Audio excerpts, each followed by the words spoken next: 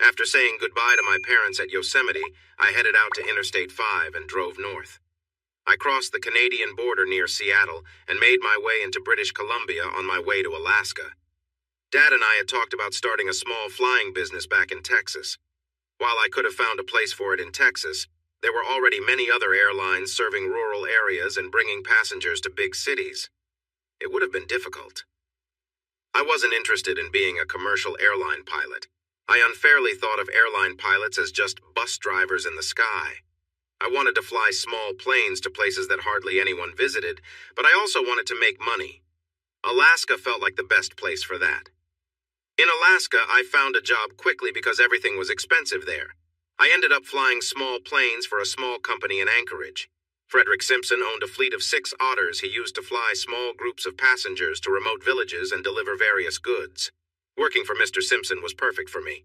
I gained experience in flying and running a small business. I'm not sure if time heals everything, but it does help cover up the hurts. The last couple of years had been quite something. I had caught my wife with her boss and his wife, and while I had let go of most of the anger, the end of our marriage still affected me. I also had many thoughts about what could have been with Mercedes and, to a lesser extent, Stephanie. Yet time was helping me deal with those feelings. Some memories still stung, but I was learning to accept things as they were. Almost a year after I arrived in Alaska, another birthday came around, and I had settled into a routine of flying almost every day. I had turned 31. In my father's words, I was old enough to know better but still young enough to take chances. I wasn't sure what those chances were, but it felt fitting. I flew an old but sturdy de Havilland single-engine otter to a new spot on the northern slope of Alaska, taking 9 tourists to a small village called Barron. Someone had decided it was the perfect place for people to see huge caribou herds, a coastline filled with ice year-round, and oil drilling nearby. I had no idea why people would pay to see that, but they did. Maybe it was just the excitement of the experience. This village had a restaurant that served sandwiches and soup for lunch. The furniture was new and functional, but the food was a bit questionable. In this company town, I often found myself visiting the local cafe and restaurant. As I sat down to eat what was called a chicken salad sandwich, I had my doubts about whether it was actually chicken. I hoped the onion soup next to my plate would taste better than the sandwich. "May I sit with you?" a voice interrupted. I looked up and was happy to see a young woman I had met a few days ago. "Of course, Miss Kincaid, please be my guest," I said, standing up until she was seated. Having company always made lunch more enjoyable. Sharon Kincaid looked to be in her late 20s, maybe around 27 or 28. She was fairly average in appearance, not unattractive, but not striking either. With a little makeup, she might have looked quite nice. She was about 5 inches tall, and while her clothes seemed a bit baggy, I had a feeling she had a nice figure hidden underneath. Some of her clothing choices were likely due to the chilly winds outside, even in summer. However, it seemed she preferred loose-fitting attire. I wished she would choose outfits that showed off her long legs a bit more. I have always liked women with long legs. "Sharon," she said as she settled into a chair across from me. "Sharon it is," I replied. I leaned in and glanced around the room. "Okay, no one's listening," I whispered playfully. "You can call me Matt," I added with a grin to show I was joking. "Smart Alec," Sharon said, looking at her sandwich as if it held secrets about its ingredients. "Wow," I responded. "We had just a few hours together on the flight, and now in just a few minutes. It seems like you know me well." She shook her head and rolled her eyes at my silly banter, but a small smile appeared on her face, lighting up her features and easing the stress I noticed earlier. I liked that. We talked, starting with our meals and then moving on to different topics. Her eyes were warm as she relaxed. They were hazel, a color I had never seen before. She also had lovely hands, well-shaped and delicate. After lunch, since we both had no plans and nowhere to be, we decided to take a long walk around the site. We ended up back at the dining facility just in time for dinner. Overall, it was a pleasant day for both of us. I didn't sense that she wanted to leave, which made me feel good. It seemed like we had connected quite well. I had gone on a few dates after Mercedes and Stephanie returned to their dance group in Philadelphia, but nothing really clicked. The next morning, I met Miss Sharon Kincaid for breakfast. We spent the day talking and exploring a small part of Alaska. It was nice. I enjoyed learning about her. Her eyes sparkled as she spoke, and her cheerful smile was lovely. That evening there was a dance organized by the resort in the restaurant. They cleared most of the tables and chairs, leaving just a few small ones around the edges. The middle of the room was now a dance floor with music from a DJ and a basic sound system. I arrived a bit late. I was flying the de Havilland the next morning and had spent a lot of time checking everything, making sure I had my navigation maps ready. There were many details to go over, and good pilots make sure to do all that before flying. When I got to the dance, I was surprised to see Sharon sitting alone at one of the side tables. I wondered why she wasn't dancing. There were many single men looking for partners, and Sharon was someone they would likely want to dance with. "Hi, Sharon, can I sit here?" I asked. I could tell she was happy to see me when her face lit up and she smiled warmly. She straightened up and motioned for me to sit down. Her smile was wonderful. She should do that more often. It made her eyes shine. She looked fantastic. She wore a blouse and slacks since skirts were not common in this area. Her long legs were covered, but she wore shoes instead of boots this time. I saw a glimpse of her ankle, which was nice. I ordered a Diet Coke instead of a beer. I wanted to be clear-headed for my flight. Sharon and I danced for most of the evening, taking brief breaks to chat while we sat at the table. Mercedes and Stephanie were professional dancers, and they had taught me a few basic dance steps during our time together. By then, I had become pretty good at keeping up with a lively partner. Sharon and I danced well together. I felt good being on the floor with her. Being with her was wonderful, and when the DJ announced the night was over, I was surprised at how quickly time had passed. I felt a mix of sadness and surprise on my face, and I knew she noticed. It pleased her to see that I didn't want the evening to end. We held hands as we walked back to her little cabin. After she unlocked the door, she turned to me and I wrapped my arms around her as if we had done it many times before. She tilted her face up and we shared our first kiss. It wasn't just a quick kiss, but it wasn't too intense either. It was nice. Her lips were soft, and I found myself wanting to kiss her again. Sharon, a bit shy at first, then more eagerly, put her arms around my neck and kissed me back. When we finally stopped kissing, she looked at me with a hint of worry in her eyes. "You know they call me the Ice Bitch Princess, right?" she said, clearly not fond of that nickname. I didn't know about that nickname and couldn't understand why someone would call her that. Holding her close, I looked into her eyes for answers. I noticed warmth there, but also maybe some sadness and loneliness. I understood. I felt a bit like that too. I said softly, "Well, anyone who calls you that never really knew you, did they?" I kissed her again, and this one lasted longer, as did the next. I finally pulled away because I didn't want to push her into anything she wasn't comfortable with. "I have to go now," I said gently. "I need to get some rest. We're flying tomorrow." She nodded, understanding, and gave me another quick kiss, gently releasing her hold on me. I smiled and walked away. I didn't hear her door close, which made me wonder if she was watching me leave. I didn't turn around, though. As I walked to the small room I had in the hangar, I thought that I might have found a way to spend more time with Sharon if I hadn't left. But I was also sure I didn't want to rush things.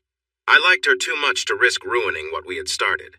Just as I was about to drift off to sleep, I realized I had called her Honey, and she hadn't minded. The next day, we took off at 9:18 for Fairbanks, a flight of about 400 miles. The plane I was flying could travel a bit over 500 miles when fully loaded, so we were all set.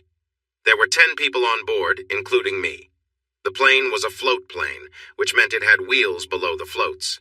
This way, we could land on a runway or on water. I had not been trained on float planes for very long. Mr. Simpson had wanted to hire an experienced pilot for this kind of aircraft, but he ended up choosing me. To my surprise, he wasn't too upset with my skills. I actually enjoyed landing on water, though it was just as tricky as landing on land if things didn't go well. Sharon Kincaid was sitting in the co-pilot seat for our flight home. I invited her to join me, hoping she wasn't annoyed with me for leaving suddenly the night before or for kissing her. Thankfully, she seemed happy. She smiled brightly and climbed into her seat with ease. Her curiosity about the cockpit was clear, and she looked delightful. I wondered how I hadn't noticed how great she looked before. I could easily get lost in her sparkling hazel eyes. After I finished the usual announcements to the passengers, Sharon and I chatted on the intercom for a while. The rest of the group didn't have headsets, so they couldn't listen in. Our conversations felt natural and easy, helping us get to know each other better. It felt nice. I had missed this kind of connection since Mercedes and Stephanie left my life. We were flying using VFR, meaning I could see the horizon and tell what position we were in. A thick cloud cover floated high above us, hiding the sun, and the wilderness below looked just like all the other untouched areas in Alaska. Around noon, I started to feel uneasy. Fairbanks is not far from where we were, and we had flown in that direction long enough that we should have been nearing the city. But we saw no signs of it. My unease grew. We should have been hearing radio communication and perhaps even spotting other aircraft coming into and leaving Fairbanks, but nothing came through. The visibility was not great, but still it felt strange. Fairbanks, November, Yankee 1-05, I called out to the Fairbanks air traffic controller, hoping to get in touch with someone. There was silence. I tried a couple more times, but no one replied. I leaned in closer to the controls and checked the instruments. Sharon noticed my concern and placed her hand on my forearm, but stayed quiet. I squeezed her hand gently, and she didn't pull away. She didn't interrupt my focus with questions I wasn't ready to answer yet. That was another reason I liked her. Suddenly, one of the instruments flickered. Something had happened. It happened so fast that I only caught a quick glimpse. I leaned closer to the panel and, just for fun, tapped the cover of the attitude indicator. To my surprise, the little airplane on the display spun around wildly for a few seconds before settling down. I felt a lump in my throat. My inner ear and a quick look outside told me we hadn't actually flipped upside down and then back again, but that was what the instrument showed. Next, I tapped the GPS compass, and it spun around too. Great! Some of my instruments were acting up, and I had no idea which ones I could trust, if any. The engine was running steadily, which was good, and the controls still responded to my inputs. But this old plane had no electronic systems, just mechanical ones. I checked the circuit breakers, but they seemed fine. I thought about switching them off and back on. But from experience, I knew that sometimes when you turn something off that is only working a bit, it might not work at all when you turn it back on. I leaned back in my seat, unsure of what was happening, but something clearly wasn't right. "Sharon," I said over the intercom, holding her hand, "we're in trouble. Can you get everyone's attention back there?" To her credit, she did exactly as I asked without asking any pointless questions. She turned in her seat and waved to the other 8 passengers, yelling to get their attention. When some of them didn't notice, she shouted louder for them to wake up and pay attention. Her voice was strong. I was glad I had my headset on to save my hearing. I eased back on the throttle, feeling that if I pulled back too much more, we might enter a slow, shallow dive, though the altimeter wasn't working well enough to tell. Reducing the throttle also quieted things down, making it easier for me to be heard in the back. "We are in trouble!" I yelled, clearly and slowly so there would be no misunderstanding. That got their attention right away, and the atmosphere became tense. "My instruments have failed. I can't tell which direction we are going or if we are going up or down. Nothing. That means I don't know where we are." Suddenly, we burst through the clouds and saw the sun again. I turned back to the controls. We were flying straight into the sun. This was not good. At this time of day, we were flying toward the east. Ahead of us was a huge range of tall mountains coming into view. I turned right without thinking and aimed for what I hoped was southwest. The sun isn't usually directly east or west where we were, but seeing it helped me guess our direction. Even a small change in course was better than sticking to the path we were on. "Hey everyone, we just realized we've been going east instead of south," I called to my passengers. "I still don't know exactly where we are, but now I have the plane pointed toward the cities and towns, so we're solving our problems step by step." And we were kind of doing that. Alaska has a low population and it's not very developed. Once, an Air Force plane crashed not far from the airport in Fairbanks, landing in a hard-to-reach valley. As far as anyone knew, no one had ever been in that area. This was close to Alaska's second-largest city. Going southwest from wherever we were was much better than going east into the cold north. However, it didn't mean we would reach a hotel in Fairbanks anytime soon. Even with the engine power low, we wouldn't have enough fuel for long. I needed to land this old plane somewhere before the engine stopped working. I preferred a safe landing over an emergency one. I adjusted the microphone to speak clearly. "Sharon?" I said to get her attention. "Yes?" she replied quickly, looking at me from the right. I could see she was calm. "Can you tell the people in the back what I'm saying for a bit? I need to focus on flying," I asked. "Sure," she said confidently. "Go ahead."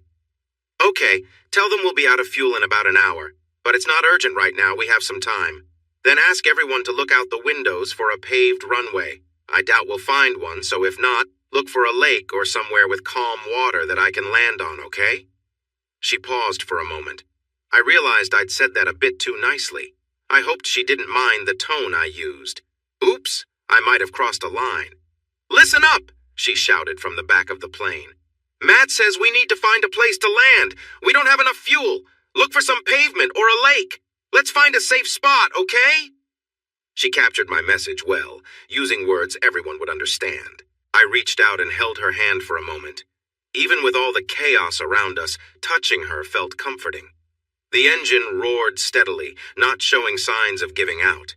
It had taken us some distance southwest, but I didn't know exactly how far. An hour after we realized we were in trouble, my worry grew. I was becoming more anxious about running out of fuel than where we actually were. I was trying to guess how long we'd been flying off course, how much fuel we were using, and many other unknown factors. The fuel gauge showed very little fuel, but I wasn't sure if it was working correctly. It might have been just as faulty as the other instruments. My conclusion was clear. We would have to land soon. The question was whether we would land roughly or with more control. I eased back on the throttle, choosing to fly slower to conserve fuel, and we began a gentle descent. "There! Over there!" someone shouted loudly. I could hear him above the engine noise, but I didn't know who it was. "Where is there? What direction?" I asked sharply. Sharon relayed my questions to the passengers. "To the left," she said. "A bit behind us. Maybe at 7 o'clock, you know what I mean?" "Got it," I responded. "Good way to explain it." She was doing well, staying calm under pressure. I was very grateful for Sharon Kincaid's presence. I turned the plane in a wide left bank, careful not to make any sudden moves, given our low speed. A small lake came into view as we turned, appearing right in front of us. It was 7 or 8 miles away, hidden before by a mountain range. "Thank whoever spotted it. Great job staying alert," I told Sharon, who passed on my thanks. We flew over the lake. I pushed the throttle and made a sharp right turn to avoid getting too close to the mountain we had just passed, then slowed down for a gentle flyby. It looked good, really good. A clear highland lake sparkled below, surrounded by a forest of tall trees. I couldn't tell if they were pines or firs, but it was a beautiful sight with the unspoiled woods framing the lovely oval-shaped lake.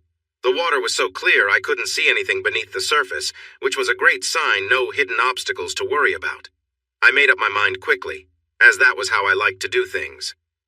"Okay, Sharon, let everyone know we're landing on that lake down there. Everyone, tighten your seatbelts and get ready." I caught her nodding out of the corner of my eye. "Okay, everyone," she shouted over the noise of the engine.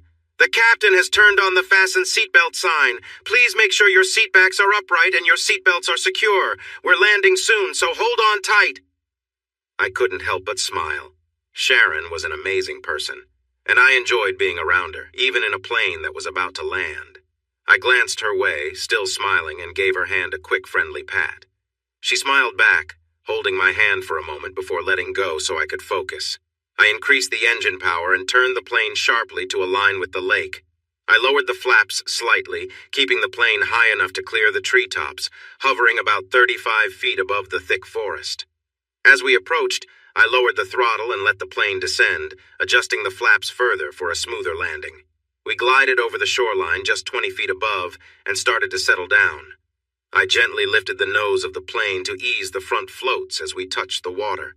We landed smoothly at first, then with a bit more force as the weight pressed down. Reaching for the controls, I quickly switched to boat mode, transforming our plane into a de Havilland boat. It felt like the best water landing I had ever made. We slowed down quickly. I looked around as best as I could from my seat, but there was nothing to indicate we were in trouble. I asked Sharon to check out her side, and she saw nothing unusual either. Cheers filled the cabin, and behind me there was a lot of celebrating. Sharon turned in her seat, sharing the excitement and high-fives with everyone. We were all thrilled to be down safely. We weren't going to crash now, as long as I avoided the tree trunks floating around. I let the engine run quietly, slowing our speed so I could see better. Finally, I spotted a small inlet to my left. It led to what looked like a beach covered in pebbles about halfway up the cove. Moving slowly, we glided into the narrow waterway. A moment later, the front of the floats gently touched the mostly gravel slope we were stopped. I turned off the engine, turned in my seat, and hugged Sharon. I kissed her warmly, and she kissed me back with excitement. So I kissed her again, more slowly this time, and she responded just as sweetly. I reluctantly pulled away from Sharon. I didn't want to stop, but there were things to do. I opened my cockpit door, stepped down onto the left float, and grabbed a short rope with an anchor from a storage bin. I secured the line to one of the landing gear supports and walked to the front of the float, careful to stay away from the hot engine parts. From there, it was an easy jump onto the gravelly shore. The pebbles were wet from the floats, but it was dry a short distance in. I pulled the rope tight, pushed the anchor into the pebbly ground, and stepped on it to sink it a little deeper. The old de Havilland was secure for now. We would make it better later. Looking back, I noticed the passenger door was open, and a man was carefully stepping down onto the left float. "Hey!" I called out. "Come on out and get on dry land. Try not to get your shoes wet, though." In 20 minutes, all 9 passengers were on land with me, trying to stretch or walk away the cramps in their legs. They had brought a few small bags with them, and we would move their larger luggage later. While everyone else was dealing with tight muscles, I climbed back up onto the wing, holding a dry stick. I opened the fuel valve and dipped the stick into the fuel cell. I sighed, closed the cover, and climbed down onto the left pontoon. The fuel barely touched the end of the stick. "Okay." I shouted to get everyone's attention. It might not have been needed, they were already watching me. "Are any of you ex-Navy SEALs?" A few of the men chuckled at that. "Army Rangers? Marine Recon?" I saw a few half-smiles as they watched me. "Does anyone have an uncle named MacGyver?" That joke didn't get a laugh at all. I shrugged. It was a tough crowd. "All right then, let's clear some things up." I looked at everyone, trying to make eye contact with each person. The not-so-good news is that my tools stopped working, and I don't know when that happened. This means I can't tell where we are or where the nearest town is. The batteries in the plane are fully charged, but the radio is broken and I can't fix it. Does anyone here know anything about electronics? No one raised their hand. Okay, does anyone have a satellite phone? Nope. Nothing was going to be easy. All right, that's the bad news. The good news is that we're all still alive, and not one of us has a scratch on us. Second, all bush planes have a survival kit in their tail section, and I've made sure we have all the usual supplies, plus some extras that should help us a lot, I told them. We've got flares, a bit of freeze-dried food, and survival gear like traps for small animals and nets for fishing. I also carry a gun for protection, and I have a rifle too, so we can rely on nature and take care of ourselves while we wait for rescue teams to find us. Everyone thought about this for a moment. I didn't mention that the chances of a rescue team finding us were very slim. After hours of flying over the same empty Arctic landscape, I knew we were off course. Anyone looking for us would start along our planned route and search a bit on either side. They would need to go slowly. It's nearly impossible to spot a small person or even something the size of our plane from the sky. I was quite sure we were truly lost, completely off the map. I decided to let everyone adjust to the wilderness for a couple of days before letting them know we might have to walk out and find help ourselves. We kept busy. We set up 2 anchor lines, looked for useful items in the plane, and scouted the area, which took most of the afternoon. Before we knew it, evening was upon us. One of the guys explored the nearby forest and found a nice clearing about 50 yards inland where we could set up camp for however long we needed. We left the old otter where it was. It would be fine. At our new campsite, there was a small, slow-moving spring nearby with icy cold water. Downhill from the camp, we dug some holes to use as bathrooms. I sent everyone except Sharon to gather fallen branches and wood for our fire. Sharon and I worked together to clear a section of the forest floor, making it tidy and free of dry pine needles and other plants. Then we gathered rocks from the edge of the lake to create a safe fire pit. I had a steel and flint fire starter in my survival gear, along with a pack of 6 colorful plastic lighters and 2 larger lighters with a camouflage design. I opened the packs and gave out the lighters, reminding everyone to keep them in a secure pocket. Being able to start a fire at any time would be really helpful for us. I used the camouflage lighter I saved for myself to light our first fire. We had 2 small, collapsible aluminum pots for boiling water and enough freeze-dried meals to last us for several days. When the sun went down, it got very dark. There were no street lights or city lights nearby. We felt far away from everything. The fire was comforting, creating a warm circle of light around us. We huddled together to talk and get to know each other better, slowly becoming a team. We were no longer just travelers. We were a group working together to survive. I spoke up. All right, if everyone is okay with it, let's introduce ourselves and share a bit about who we are. I only know you as names on a list, and you only know me as the pilot in a cowboy hat. I smiled and took off my hat. So, I'll go first. I'm Matthew Singletary, but you can call me Matt. I'm from Texas and have been flying since I was a teenager, thanks to my uncle. I came to Alaska to fly the small planes that serve the remote areas. I used to run a business before coming here, but I left that life behind and don't miss it at all. I pointed to someone nearby. Hi, I'm Parker Anderson, he said quietly. I'm a Baptist minister from Omaha, Nebraska. He paused as if he was finished, and I guess he was. And I'm Michelle Anderson, said the short brunette sitting next to him with a friendly smile. I run everything in Parker's ministry except for the sermons. This brought some laughter. It was a light moment, and both Michelle and Parker smiled, clearly enjoying their shared joke. The others introduced themselves next. April and Ryan Delaney were from Waycross, Georgia, where Ryan owned a small business for the logging industry. April worked as a hostess at a nice restaurant. Lyle and Penny Martin came from Albuquerque, New Mexico. They both worked in banking. They met at a bank where Penny worked as a cashier and Lyle was a loan officer. Spencer and Wendy Carlisle owned a successful river rafting business in Colorado. I'm Sharon Kincaid. She introduced herself when it was her turn. I live in Anchorage. I only do some volunteer work here and there, she explained. People call me the Ice Princess, but that's not true. I'm just very selective about who I spend time with. She looked around the group. I think I'm going to like everyone here. No foolishness at all. She smiled, but her eyes didn't show much joy. After a few more words, she went quiet. I looked around the group and then up at the sky. The stars were shining like tiny diamonds in the dark. Okay, let's find out which way is north, I said thoughtfully.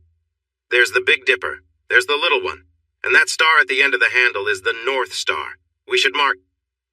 Sharon was pulling a long, straight branch and laid it down near the campfire. I took a shorter stick and made small marks in the earth to show east and west. In the morning, we would know roughly where we needed to go. After talking for a while, I collected some small branches to prepare for my sleeping bag. Sharon returned to the fire-lit area and watched as I set up my gear a few yards away from her tent.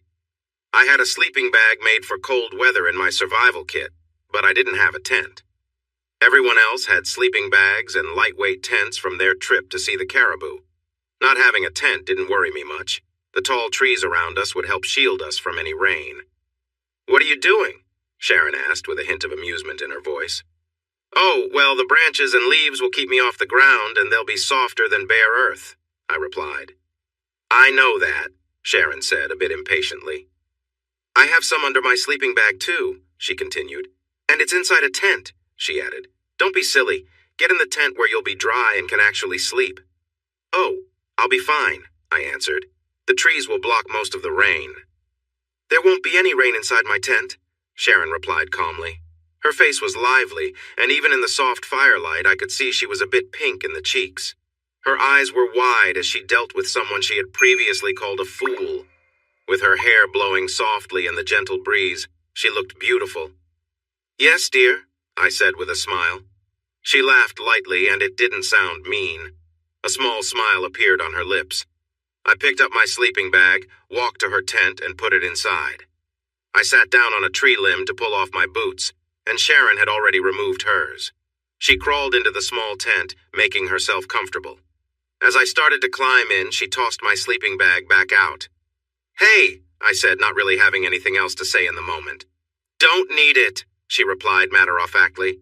"We'll be warmer this way, and there's no room for an extra sleeping bag in here." Peeking inside, I could see that she was right.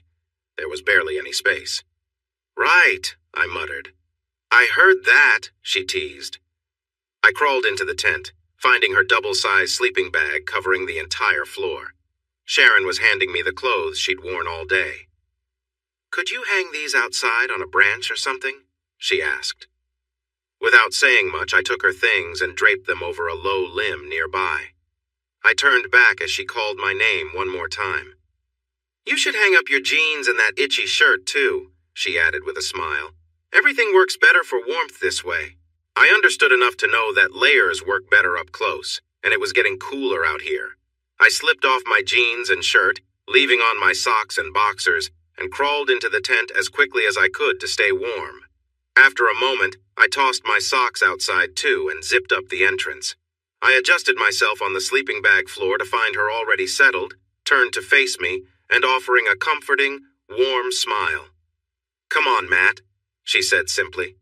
I slid into place next to her. She pulled the sleeping bag cover over both of us, turning slightly so we could share the warmth. She reached behind me and pulled the sleeping bag up to cover us. I lay on my left side looking at her while she faced me from her right side. We were close to each other, as if we had been doing this for a long time. Her arms rested around my neck. We spent a few minutes sharing soft kisses that felt nice without being too intense. My left arm was under her neck and my right arm was around her shoulders. "You know," she said quietly, "if you had asked me in a better way last night, you could have joined me in my sleeping bag." I wasn't sure what she wanted to hear, so I told her how I felt. "I want our first time to be something we both choose when we know it's right. We probably won't need any special words for that," I replied softly.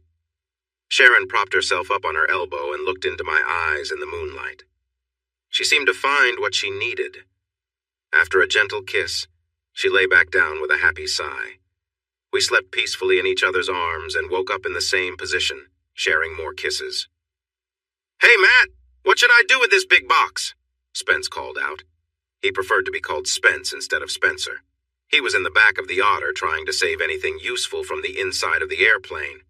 At first, I wasn't sure what he meant. Then I saw him lift a large package from the last seat in the cabin. It looked somewhat heavy. I adjusted the weight on my hip. A lot of people in Alaska carry items for protection, but I was still getting used to it. "I have no idea. Bring it here and let's see," I replied. I recalled that the box was given to me to deliver to an old friend at a drilling company in a nearby area. When I tried to reach him, I learned he had already left 3 days before I arrived, so now I needed to bring the box back with me. When Spence opened the package, we found it filled with bars of soap and toothpaste. We divided the items and added them to our backpacks. On our second day, we continued to settle into our new spot in the wilderness. Reverend Anderson, who asked us to call him Parker, was very enthusiastic about fishing. He took charge of the gill nets in my survival gear and caught enough fish for dinner. He caught so many fish that we could have fed a bigger group, so we didn't have to touch our precious freeze-dried meals that night. We all felt comfortably full. That night, Sharon and I shared her sleeping bag and tent again. None of the married couples seemed to notice that 2 single members of the group were getting along well. It was a nice setup for me, and I think Sharon felt the same way.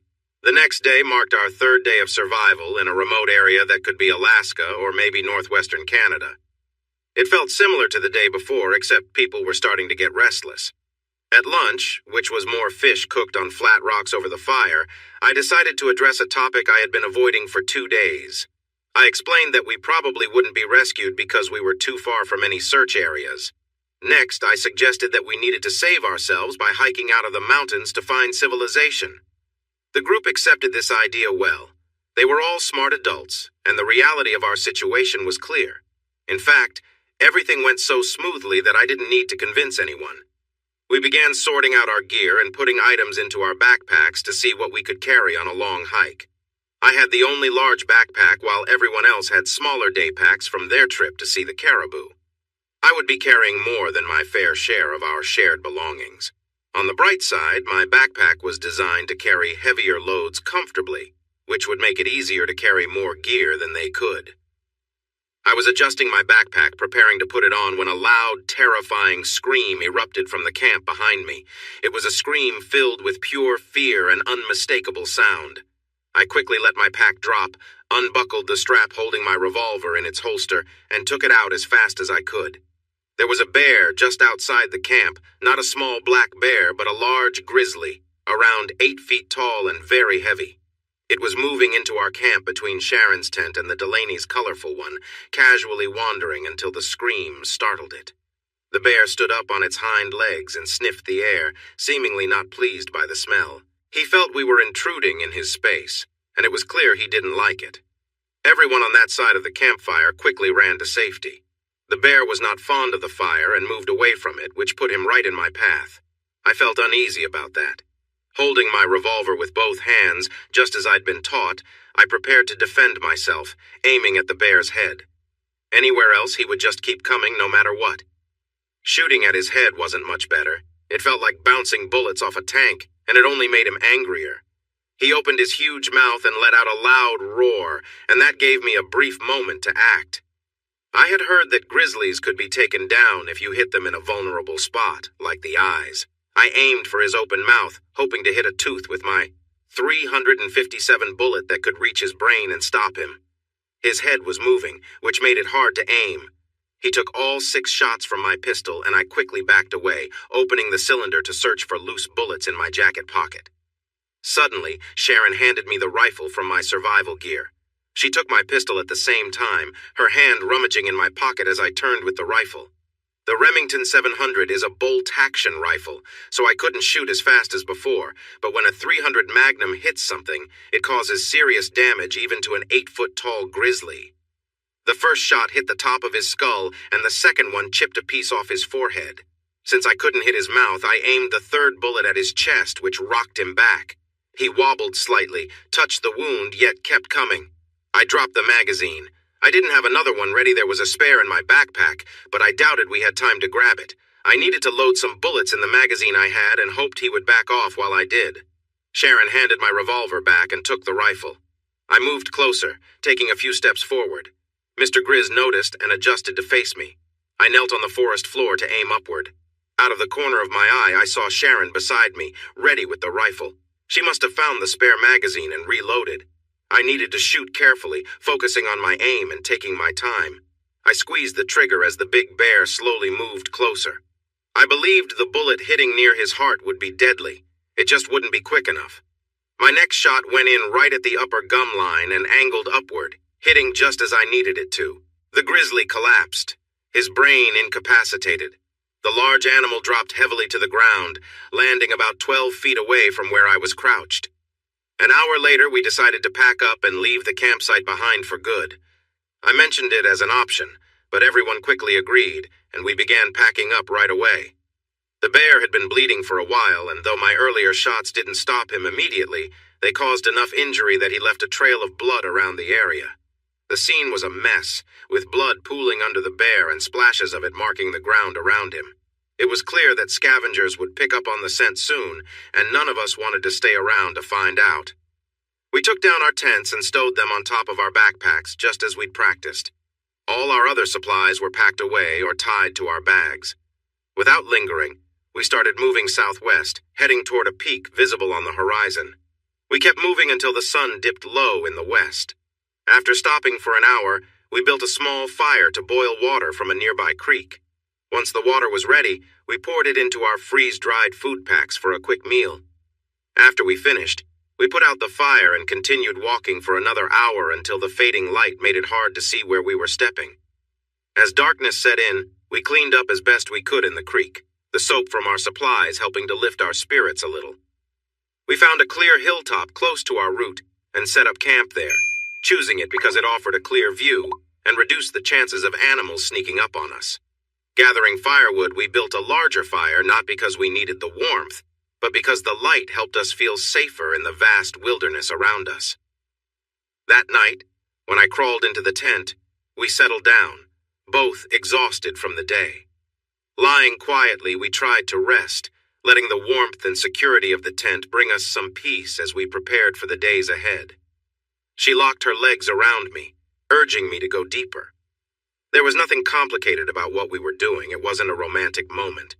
We were two people sharing a basic connection, reminding each other that we were alive when we could have easily not been. Sharon let out a low sound, pressing her face into a corner of her sleeping bag to quiet herself. When I felt her body respond, I couldn't hold back, and I followed her lead. I slowed down, resting on my heels, but I kept going. Sharon pressed her feet firmly on the tent floor, and I moved with purpose, but gently. Once she caught her breath, she began to seek that feeling again. I picked up the pace a bit, going deeper as she pushed against me eagerly. In a few moments, we were back in the rhythm, both aiming for that high point again. When we were done, Sharon pulled the edge of her sleeping bag over us, and we settled close together, her warm breath on my chest, the scent of her hair surrounding me. As dawn approached, Sharon woke me up, gently shifting on top of me and trying to be quiet. When we both found that moment, she leaned forward, and then we drifted back to sleep. "We'll need to share your sleeping bag tonight while mine dries out," Sharon said with a playful smile the next morning. "But mine is just a bit small, not like your big one," I replied. "So?" She giggled. I understood. We weren't trying to avoid each other while sleeping anyway. Plus, I didn't want to deal with a wet spot. Her sleeping bag definitely needed some fresh air. It wasn't just ours that needed airing out. Apparently, all the other couples in camp had also been having their own moments of connection. We were all a bit tired, but felt good. Everyone smiled at one another. We heated creek water in 2 aluminum buckets, mixing the hot water with cool water to clean up from the previous night's events. This began a routine we would keep, trying to stay clean in our circumstances. The soap we found in the plane helped a lot. Cleaning up took us a couple of hours, but it was worth it. Washing off led to another habit. We stopped worrying about the usual rules of modesty. Living close together made it hard to be modest. We were still shaken from the bear attack and had no plans to forget it anytime soon.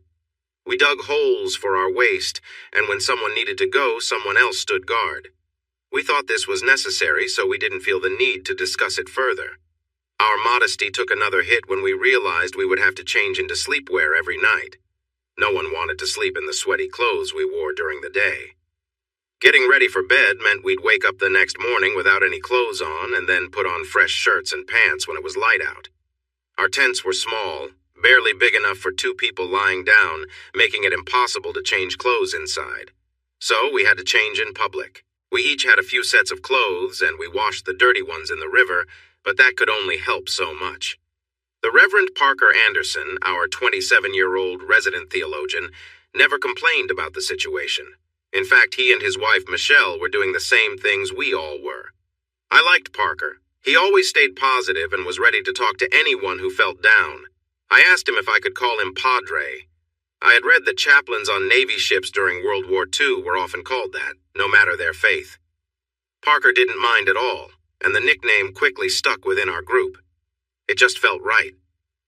The day after the bear attack marked our first full day on the trail, hiking towards safety and civilization. The day before, we hurried away from the bear, wanting to put as much distance between us and it as possible. We succeeded, but we had sore legs and aching backs that first morning. We didn't travel more than 10 miles that day, even though we hiked for 12 hours. It was easier since we walked near a river for most of the journey. That was good. We needed a break as we adjusted to the physical challenge. We were lucky to have a fit group of men and women, but we weren't used to long-distance hiking. It took our bodies a couple of weeks to get used to being active all day, climbing hills, and navigating the rocky riverbanks. After 3 weeks, we had settled into a rhythm and no longer had to struggle with tired muscles each morning. As we continued, each of our unique traits began to show. Penny Martin worked in banking, just like her husband. In high school, she had done track and field, and she kept running as an adult. She found it easy to hike all day and could have easily outpaced all of us if she had tried. Her husband, Lyle, loved fishing too and often worked with the gill nets. Whenever we were by a creek or river, he and the Padre made sure we had fresh fish to eat thanks to their skills. Ryan Delaney was the best cook in our group and took on that job full-time. He would cook whatever Lyle and the Padre caught, as well as any game others brought back. As we walked, we picked berries and wild onions from along the trail to add to the meals Ryan prepared. I was the designated hunter. I would take the Remington rifle and step away from the group, trying to hunt a deer or moose. I started with 30 rounds and had already used some, so I was very careful with the rest, aiming to get as close to my target as possible. Sharon became our camp guard, usually carrying my .357 Magnum to accompany people to the latrines we had dug or to keep an eye on those gathering berries. Everyone found ways to help out as we worked toward our shared goal. About a month into our journey, I was out front with the rifle, hoping to find a deer or moose for dinner. We wanted to smoke some meat to take with us, so I was also searching for firewood. I followed one of many game trails that twisted in all directions. As I moved down a ridge, I spotted 2 healthy deer about 100 yards away, seeming to lick at a rock. I was downwind, creeping low and slow so they didn't know I was there. The larger deer raised its head to look around, and I froze, worried that I might have scared it. Crouching behind a small boulder, I had a clear view through my scope and knew just where to aim. The big deer took a few steps toward me, and I stayed calm. I took a deep breath, exhaled, and gently squeezed the trigger. The loud shot echoed through the mountains. The big deer fell, not moving after hitting the ground. The smaller one bolted away. I could have tried to shoot it too, but it would have been risky, and we didn't need more meat at that moment. With only a little bit of supplies left, I didn't want to waste anything, so I decided not to shoot. I walked down the slope to the dead deer and took a closer look. The rock it had been licking was a few yards away, untouched by the mess from its death. Then it hit me. I remembered something from an old TV show. Just like people, wild animals need salt, but there are no easy ways to get it in the wild. Animals have to find the minerals they need naturally. We ended up carefully scraping parts of the salt deposit with our knives and used a hatchet to break off bigger pieces. There was a lot of mineral residue in the soil around us, but we left it there. We gathered enough to give everyone a pound or 2 to carry. We didn't really know how much we would need, but it seemed smart to take extra instead of running out. The salt made the food that our chief cook, Ryan Delaney, made taste a lot better. The salt added to our load, but we accepted the heft because of the taste it added. For a while, we had been trying to lighten our packs. Sharon and I were sleeping under a rain fly that had been over her tent. This way, we didn't have to carry the weight of the tent and rain protection. We had gotten rid of my sleeping bag and were only using her larger one to save more weight. Everyone else was doing the same. We kept all of the supplies for my 2 guns, a couple changes of clothes, and now the salt, but everything else was optional. We were becoming a tight group of hikers moving through the wilderness. "Do you have something to say to me, Matt?" Sharon asked softly one cool night as we sat together in the dim light. "Maybe 3 little words?" she joked. We had been getting closer over time. We had shared moments before, so we were getting to know each other in a different way. We talked almost all the time, sometimes forgetting the others were there, and spent an hour each night softly conversing in our sleeping bag. Well, I thought. Oh, I know. It's going to rain? Oh, wait, that's 4 words. I looked out at the twilight visible beneath the rain cover. Oh, I know. It is raining. Yes, that's 3, I teased back. We were close together, and I was cuddling against her back when her elbow playfully bumped my side. Try again, she said with a smile.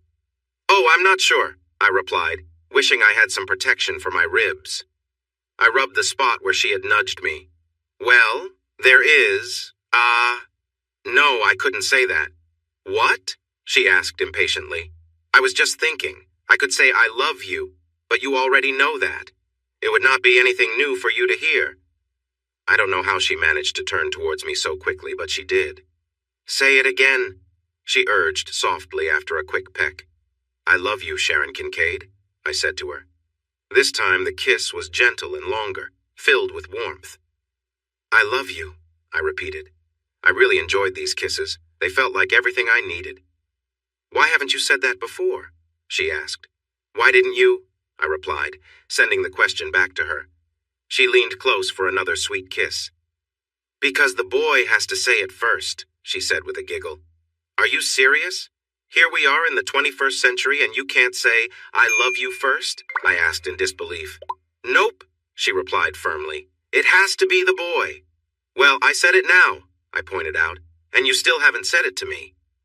She pressed her lips against mine and climbed closer, wrapping her arms around my neck. "I love you, Matthew James Singletary," she said softly and kissed me again. "I love you so much." For a while we didn't say much, but we understood each other perfectly. Eventually she lay beside me, snuggling into my chest, our legs tangled together. "I have 4 more words to say," I offered gently. "They come right after those 3. "What are they?" she asked sweetly. "How about, I love you and will you marry me?" Sharon was a strong woman, and after our time together she seemed even stronger. As I finished speaking, she leaned over me, arms tight around my neck, pressing her lips to mine with tears in her eyes. After a moment I had to pause and catch my breath. "You could just say yes, you know," I suggested. "Yes, honey," she whispered. "Yes, now and forever." "Would you marry me tomorrow if we could?" I asked. "Yes," she murmured close to my ear. I turned my head just enough not to yell in her ear. "Hey, Padre!" I called out. "Yes, Matt?" "Can you marry someone without a marriage license?" I asked. He hesitated for a moment. "I think so, and it would be recognized by God, but you might need to check with the laws in Alaska. How about you marry Sharon and me tomorrow? I'll pay the fee when we get to the next town, okay?" "Okay," Padre replied. "Right after breakfast," I said, confident he could hear my smile. "Finally," someone commented. I think it was Spence Carlyle. His wife, Wendy, was a lively woman who often reminded him to be polite. Early the next morning, after a breakfast of leftover deer from the night before, Padre held a small ceremony uniting Sharon and me in marriage. We were on a ridge, overlooking a river valley with snow-covered mountains behind us. It felt like a sacred place. I gave Sharon a wedding ring I'd carved from a piece of pine using my pocket knife. It wasn't fancy, but it was meaningful. She seemed to value the gesture, and I think that's why she had tears in her eyes. Luckily, she didn't scold me for being bold, which was always a plus. We continued on, moving slowly in a southwestern direction. Every night we checked the North Star and planned our path for the next day. Days turned into weeks, then a month. We walked on and on. I lost track of how far we traveled because we often had to go around steep rock faces, avoid tricky mountain slopes, or find safe spots to cross rivers. There was always an obstacle in our way. It was mid-August. Our plane had landed in early May when we arrived at another wide river. It was too deep to walk through, so we needed to build a raft to cross. We had done that twice before, so we knew what to do. We just needed to find the right logs. Logs are heavy, and carrying them is challenging. We needed to look for a spot where the trees were close to the water to make it easier. I turned my back to the river to look at the trees behind us. I was almost convinced we might need to move further up or down the bank to find better logs when Sharon gasped. She hurried around behind me, reaching into a pocket on my backpack. "What are you doing?" I asked. She didn't answer. She unzipped the pocket, pulled something out, and dashed toward the riverbank. I turned to see what she was up to. There, not 50 yards away on the river, was a small boat, about 20 feet long, painted bright blue and gold, like the Alaska State Troopers' colors. The person steering the boat had likely seen us. We stood in plain view on the bank, but I wanted to make sure. I pulled out my .357 and fired 3 quick shots into the air behind us. I thought the loud sounds would definitely catch the man's attention. Sharon made sure of that. She pulled out the flare gun I'd been carrying since we left the float plane on that distant lake. She aimed at the nearby patrol boat and fired almost straight ahead. The bright red flare shot out, heading straight for the small boat. The pilot saw us and the flare very clearly. The loud noises made him more alert, and the bright flare showed exactly where we were. He waved and turned the boat towards the shore where we were waiting. Then he realized the flare was coming down, right towards his boat. He saw it getting closer. At the last moment, he ducked down to avoid it. The flare went over the boat by several feet, but he couldn't know that when he needed to make a choice. "Hey, stop that!" he shouted when he came back up. "I see you! Give me a minute to get there!" We all laughed on the riverbank. It felt great to laugh about something good happening after so long. I hugged Sharon tightly, kissing her joyfully. The Alaska Wildlife Trooper, that was his job title, made a long call to his boss, using his satellite phone. I noted to myself to get one of those for emergencies away from the city. Trooper Adams shared our names and details with his supervisor while I guided him. He arranged for a large helicopter to bring us back to Fairbanks. It turned out our journey from the wild to the town wasn't too bad. Even if the trooper hadn't found us, we would have come across roads to small towns soon. Those roads would have been just a few days away along the river. That felt good. We were just a normal group of people. But we had done something amazing. We had saved ourselves. Sharon once mentioned her father had some money, but I never asked how much. It didn't really matter to either of us. It seemed her father had quite a lot of money, and his property helped us right away. He owned a large, nice hotel just outside Fairbanks. After the state troopers were satisfied with the initial report about my plane landing and how we managed, we got a ride from a kind secretary in their office who lived near the hotel. As we walked into the lobby, we instantly felt out of place. Our clothing was worn out and a bit ragged, and we smelled pretty strong. Out on the trail, we blended in because everyone else was in the same boat. But in this fancy hotel lobby, we clearly stood out. We paused for a moment, trying to figure out how Sharon would reach someone in her father's business world. It was the second day of September, and we had been missing, presumed dead, for almost 4 months. We weren't quite sure how to say we were back and ready to live again. Sharon solved that problem quickly. She spotted a tall woman in a dark gray business suit and a white blouse walking towards us, followed by a group of other professionals. "Teresa!" Sharon shouted. "Teresa! Over here!" The woman didn't look our way. She heard Sharon because I saw a few people in her group turn to look, but the woman didn't respond. That really upset Sharon. "Teresa Cunningham, you need to pay attention to me," she yelled. That certainly got a reaction. The woman turned, surprised, and quickly found an angry Sharon. Her mouth dropped open, and a shocked look crossed her face. She instinctively handed her phone to a man behind her, expecting him to take it. He caught it, but not without some trouble. Teresa walked towards us, and Sharon rushed to meet her halfway across the lobby for a big hug. I followed along at a slower pace. The two women were emotional, and Sharon was trying her best to explain the long journey we had all taken back to civilization while wiping away tears. It wasn't going smoothly. I touched Sharon's arm, and she turned to me. "Teresa has always been a great friend," she said warmly, before turning back to Teresa. "Terry, I want you to meet my husband, Terry Matt Terry." I reached out my hand. "Nice to meet you, Miss Cunningham," I said, remembering how Sharon addressed her earlier. Teresa seemed a bit confused. She looked from Sharon to me and back several times. "Sharon? Husband? Oh my gosh, when? How? I mean, where did—" Sharon saw her confusion and took pity on her. "Terry, there's a lot to catch up on, but for now, could you help us get a room? We're tired and really need a shower." "Yes, maybe even 2, I added. Sharon smiled up at me. "Maybe more," she said. "Oh yes," Teresa replied. I couldn't tell if she was reacting to our strong smell or to Sharon's suggestion. "Simon," she called out to her group that had been following her across the lobby. "Put Sharon Kincaid, put Mr. Kincaid's daughter and her husband in the penthouse. Now!" Simon seemed to be the hotel manager because he quickly approached the check-in desk, talking fast and making hand gestures to the hostess. Moments later, he returned with a key card for us. He gathered the 3 of us and led us to what appeared to be the VIP elevator. Before the doors opened, he swiped the card on a device next to it. The elevator stopped on the 15th floor, and Simon guided us to a pair of tall double doors that opened into a large suite. Inside, Sharon and I sat on one of the 3 sofas in a sitting area, which was a few steps down. Miss Cunningham was on another sofa, facing us. I felt a bit uneasy because I had been sitting on hard surfaces for months. I promised myself to get used to being comfortable again. "Risa," Sharon started. It seemed she and Miss Teresa Cunningham were friends before all the recent events. "Risa, Matt and I, we tried using our credit cards, but they've all been canceled. I think Matt has a few bills that got wet, but I have no cash at all. Could you ask Uncle Cal if we could get a couple of company cards until we can until we can get our lives back in order?"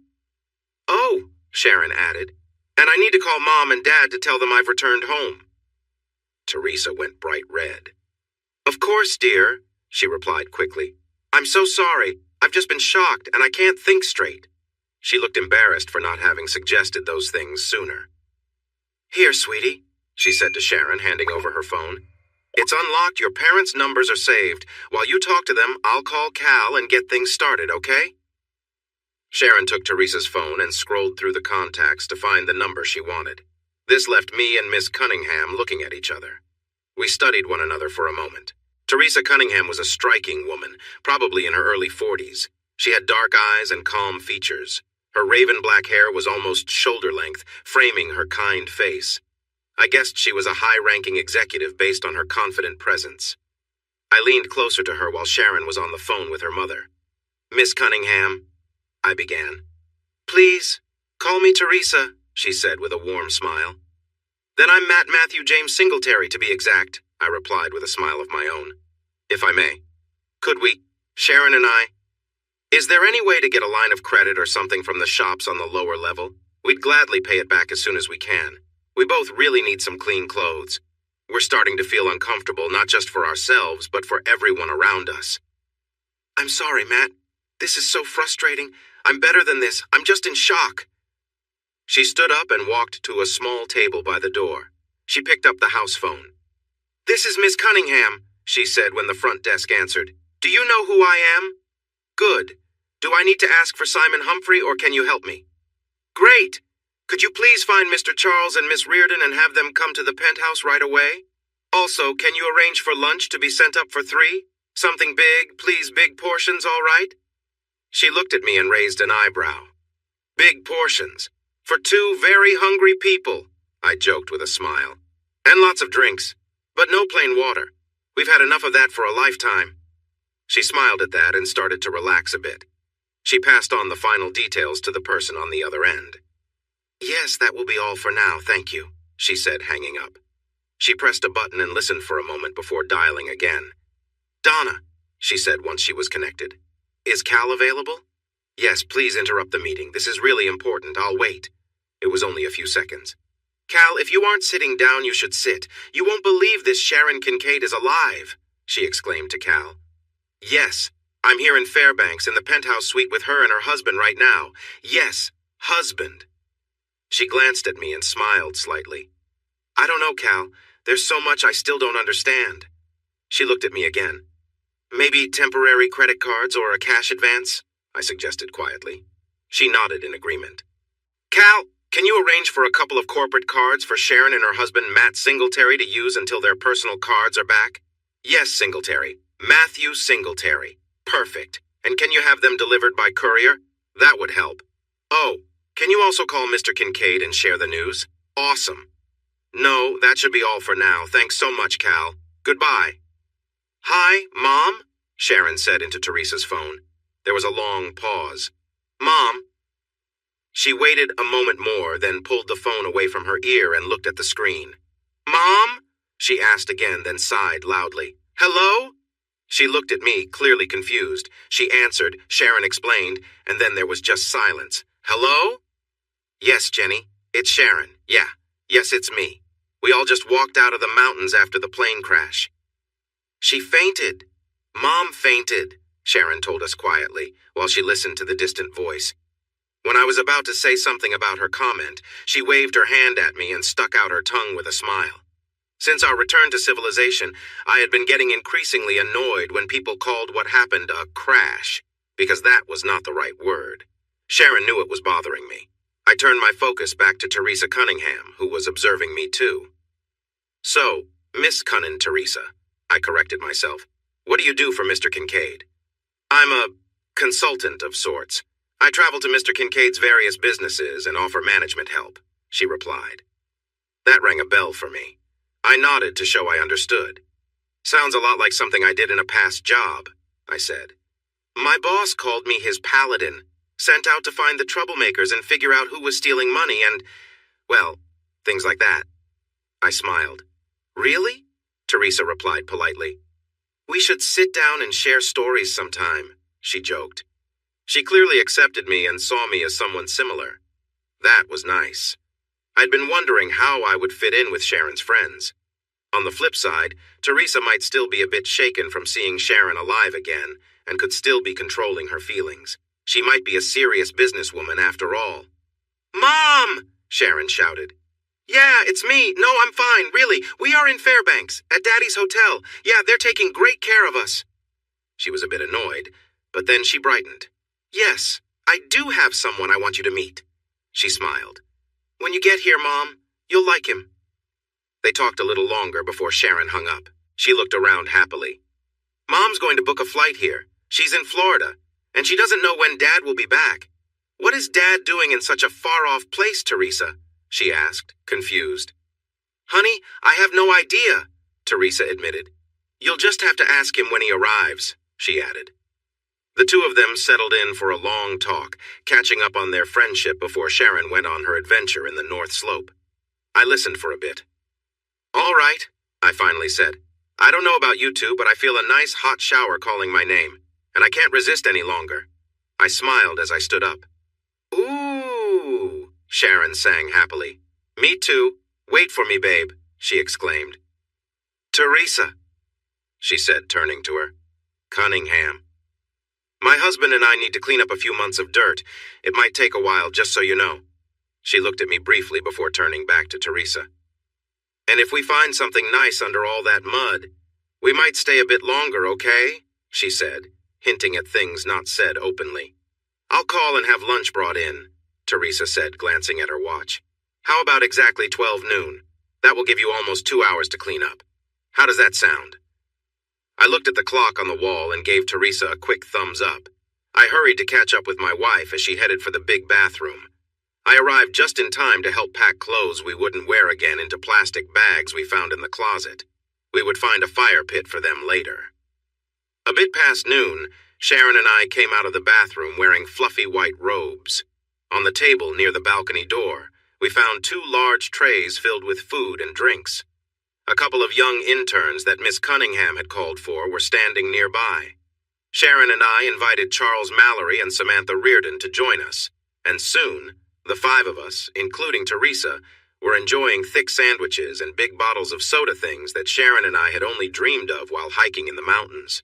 Charles and Samantha were interns, not paid any better than most interns, and they likely wished for a feast like this one too. Teresa made Charles and Samantha our personal helpers, and they did an excellent job in my opinion. They quickly found my parents' location and phone number because I didn't have it.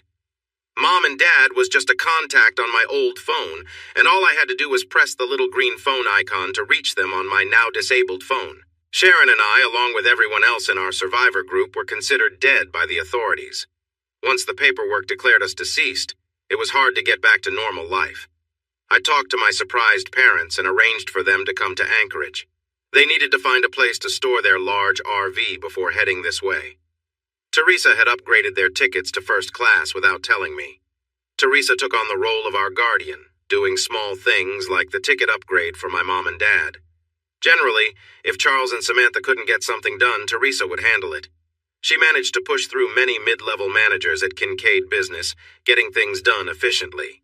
She had a team of 3 lawyers from Kincaid working on fixing the records of our group's deaths in whatever system needed changes. In just a day and a half, I had a new phone with all my contacts restored from the cloud. I was once again a pilot recognized by the federal government, my Alaska driver's license was updated, and my bank accounts and credit cards were back in use. Everything was in order. They even brought tailors to measure me for a whole new set of clothes. I complained a bit. First, I could pay for what we needed myself. Second, I didn't see the point in having custom-made jeans and shirts. Plus, Sharon and I were both going to gain a little weight now that we weren't constantly hiking every day. No one seemed to pay much attention to me, but they were polite about it. Teresa arranged for everyone in our group to have a full health check. We spent our second day in civilization at a hospital being examined and checked. At the end of the day, we were declared very healthy, which we already knew. That was the last time we were all together. After that, everyone went home to their usual lives. I went home with Sharon. Sharon and I sat in hard plastic seats at the airport, holding hands, talking quietly, and leaning against each other comfortably.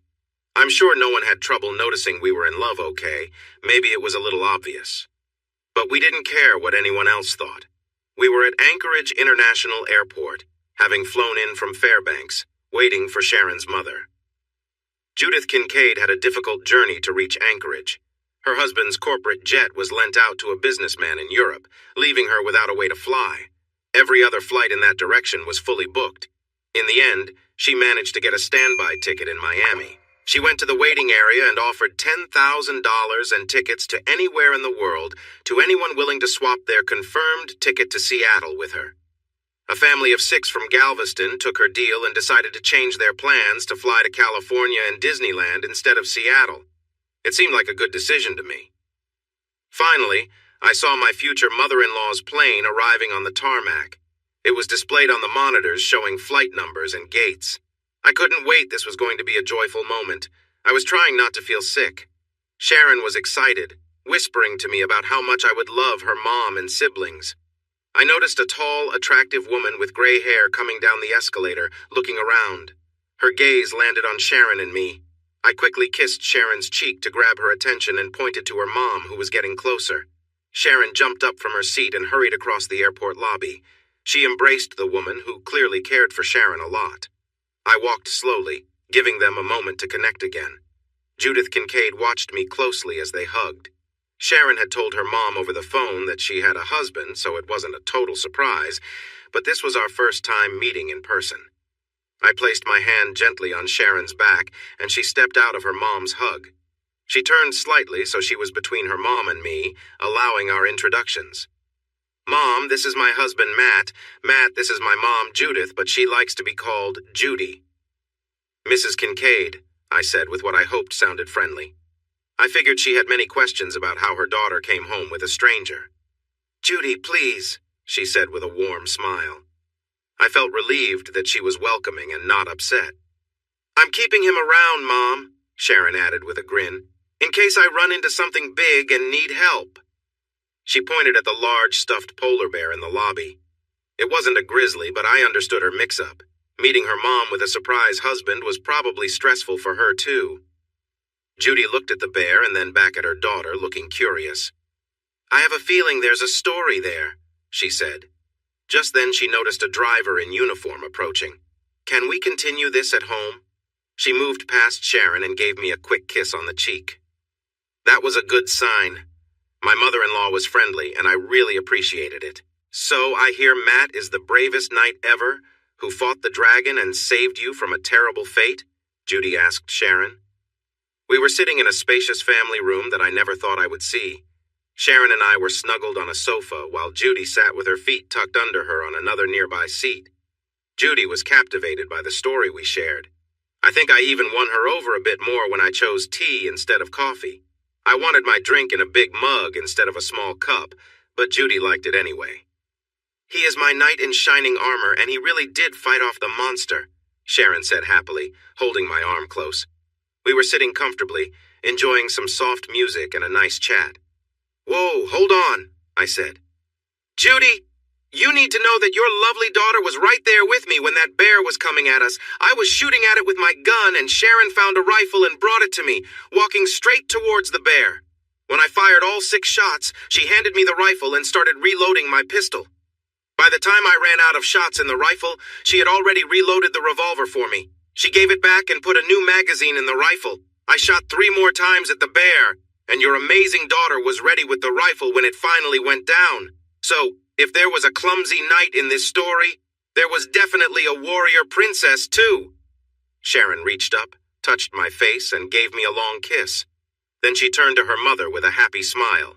My husband, she said proudly, patting my thigh.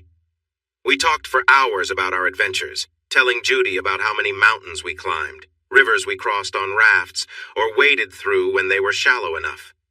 We shared the special moment when we got married one beautiful morning with the wilderness waking up around us. Judy wiped away tears when Sharon shared that. She came over and hugged her daughter. They both shared an emotional moment. Thank you, son, Judy said after a while. Thank you so much. Then she moved around Sharon and hugged me tightly. Thank you for bringing my daughter home, Matt. Well, we kind of helped each other, I said softly. Judy patted my hand.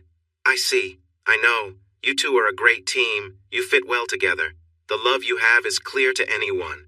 I do. I love him, Mom. I love him so much, Sharon said through her tears, making her mother tear up again. Well, come on, I said, feeling misty-eyed myself. You both know if anyone finds out I was crying, my reputation as a brave hero in this town is ruined, right? I tried to add some humor to lighten the mood. Sharon and Judy chuckled a little, and we started to loosen our group hug, so I guess I succeeded. I hope you both know that everyone I know will hear about your romantic trip, and about you defeating that tricky bear, and how you two care for each other. The whole state will know about it before I'm done talking, Judy promised. "Aw, Judy," I started to say. "Mom," she cut in with a bright smile. "Aw, Mom," I replied, then paused. Both women looked at me, waiting for me to continue. I shrugged. I have no idea what I was going to say, I confessed with a sigh. Lost my train of thought. They both laughed at me. I was just a guy, after all. We hugged again and settled down for more tea and stories from our adventure. My mom and dad arrived the next afternoon, and Mr. Kincaid was expected soon. Sharon, Judy, and I went to the airport to meet them and brought them back to the Kincaid home. We settled my parents in one of the guest rooms. Sharon and I stayed in what used to be her bedroom.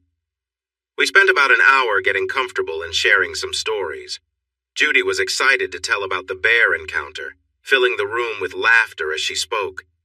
I had to step in a few times when Judy exaggerated a bit, but her storytelling was so entertaining that we let her continue. Judy and my mom, Leah, connected right away, and Sharon charmed my dad in no time. Mom glanced at me when she first met Sharon, and I could tell what she was thinking. The last she knew, I was ending things with a woman named Mercedes, and this was clearly not her. I knew I would have to explain that later. When Bruce Kincaid entered the room, I half expected a grand welcome. I could almost hear the imaginary fanfare in the background. Mr. Kincaid sent his assistants off on tasks and removed his coat before looking me in the eye. He shook my hand, then did the same with my parents, giving Sharon a warm hug. It was clear he cared for her. I had been wondering about that. After introductions and some general chatting, Sharon's dad invited more like commanded me to join him in his study, which was just down the hall from the living room. Sharon and I had talked about this and how we were going to handle it. When we came out, I was a bit unsettled by his confidence. He seemed to believe he alone could decide what would make his daughter happy.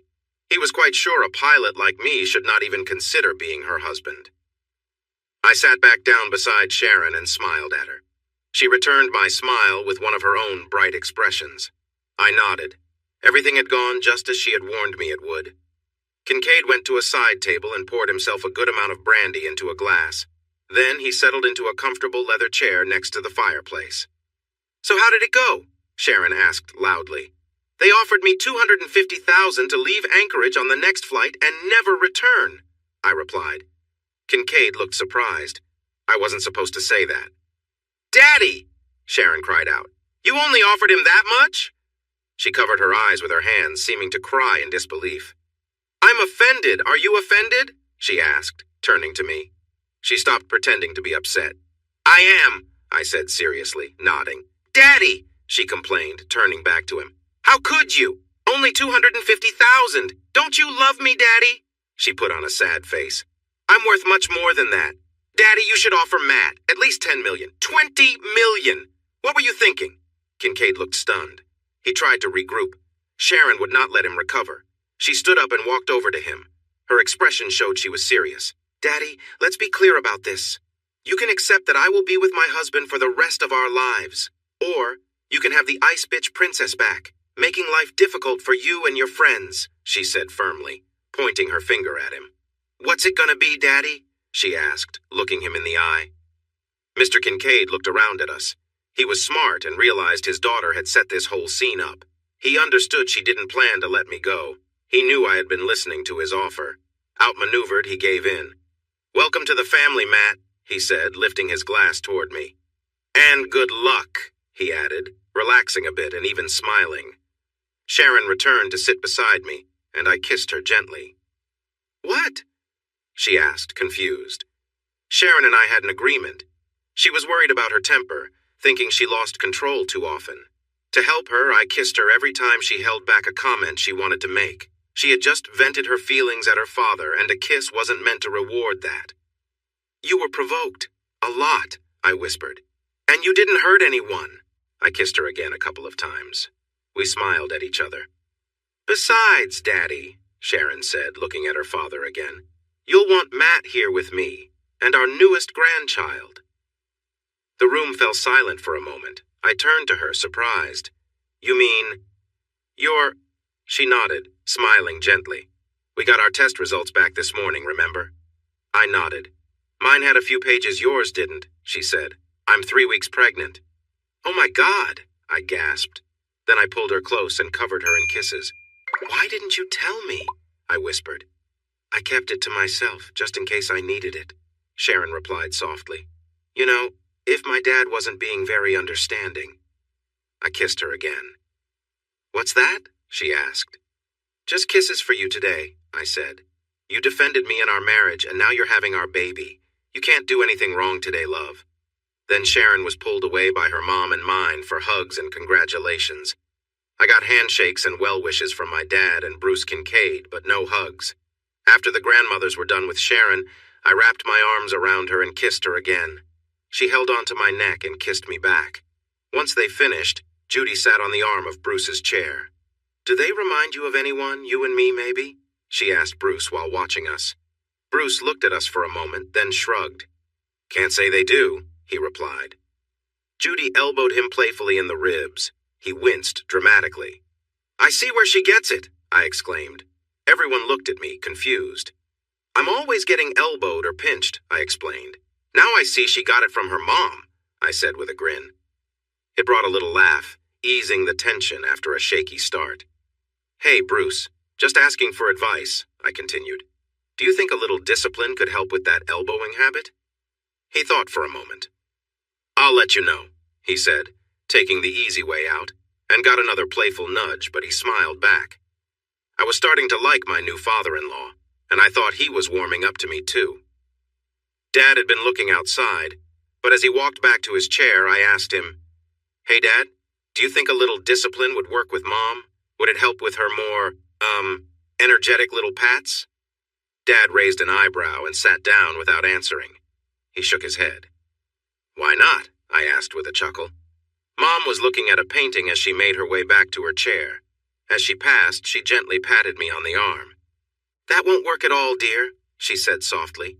I enjoy it too much, she explained, and moved past to sit quietly next to my dad. Dad shrugged and made a playful face, pretending to be overly pleased. Judy burst out laughing. She tried to cover her mouth with both hands, but her giggles escaped anyway. She enjoys it too much, Judy exclaimed, leaning against her husband and playfully trying to muffle her laughter. I felt my eyes widen in surprise. I looked at Sharon. Don't even think about it, she warned with a serious look. She leaned in close to my ear. I'm expecting a baby right now, you know, she whispered gently. Her eyes sparkled with excitement. Our marriage in the woods was real, but it wasn't recognized legally in Alaska or anywhere else in the United States. To fix that, we organized a civil ceremony with a marriage license we had paid for a week later. Sharon and I didn't want a big, fancy wedding with lots of guests and stress, but we didn't manage to convey that well. So a month after our civil ceremony, we stood in front of the preacher at the church the Kincaids usually attended and shared the same vows we had exchanged in the woods. Mother Kincaid invited 216 people. Sharon's father gave us a wedding gift of unlimited travel on one of the world's largest airlines, and we took full advantage of it. Our only rules were that the destination needed to be warm, we wouldn't wear heavy clothes, and the hotel had to have plenty of hot water for showers and baths. After months without proper cleaning routines, we were ready to enjoy all that comfort. Thomas Bruce Singletary was born a little less than 8.5 months after we found out we were expecting, and his sister Judith Leah came along 14 months later. From the moment they were born, I felt completely enchanted by them, and they knew it. We agreed to wait before having any more children, wanting to give our first two a chance to grow up a little first. I was certain that Sharon loved me deeply, and we were incredibly happy. That was true until I learned that nothing between a man and a woman is ever completely perfect. Sharon was very ill. She had been getting worse for nearly a year. The cancer was serious. It was taking a toll on her day by day. She had held on for almost 4 months longer than the doctors expected. But as we returned to the hospital this time, we both knew she wouldn't be leaving. Her breathing was short and labored. The pain relief wasn't enough anymore. She was in a lot of pain, but she was fighting hard to stay alive for just 1 more minute to be with me and our 2 children. The suffering was overwhelming. I stood up from the chair by her hospital bed and leaned over my wife of just a few years. I kissed her lips. I wasn't sure if she could feel it, but maybe she could. For a moment, her breathing got steadier, then it turned into weak gasps. I leaned in to whisper in her ear, "Honey, I will always love you.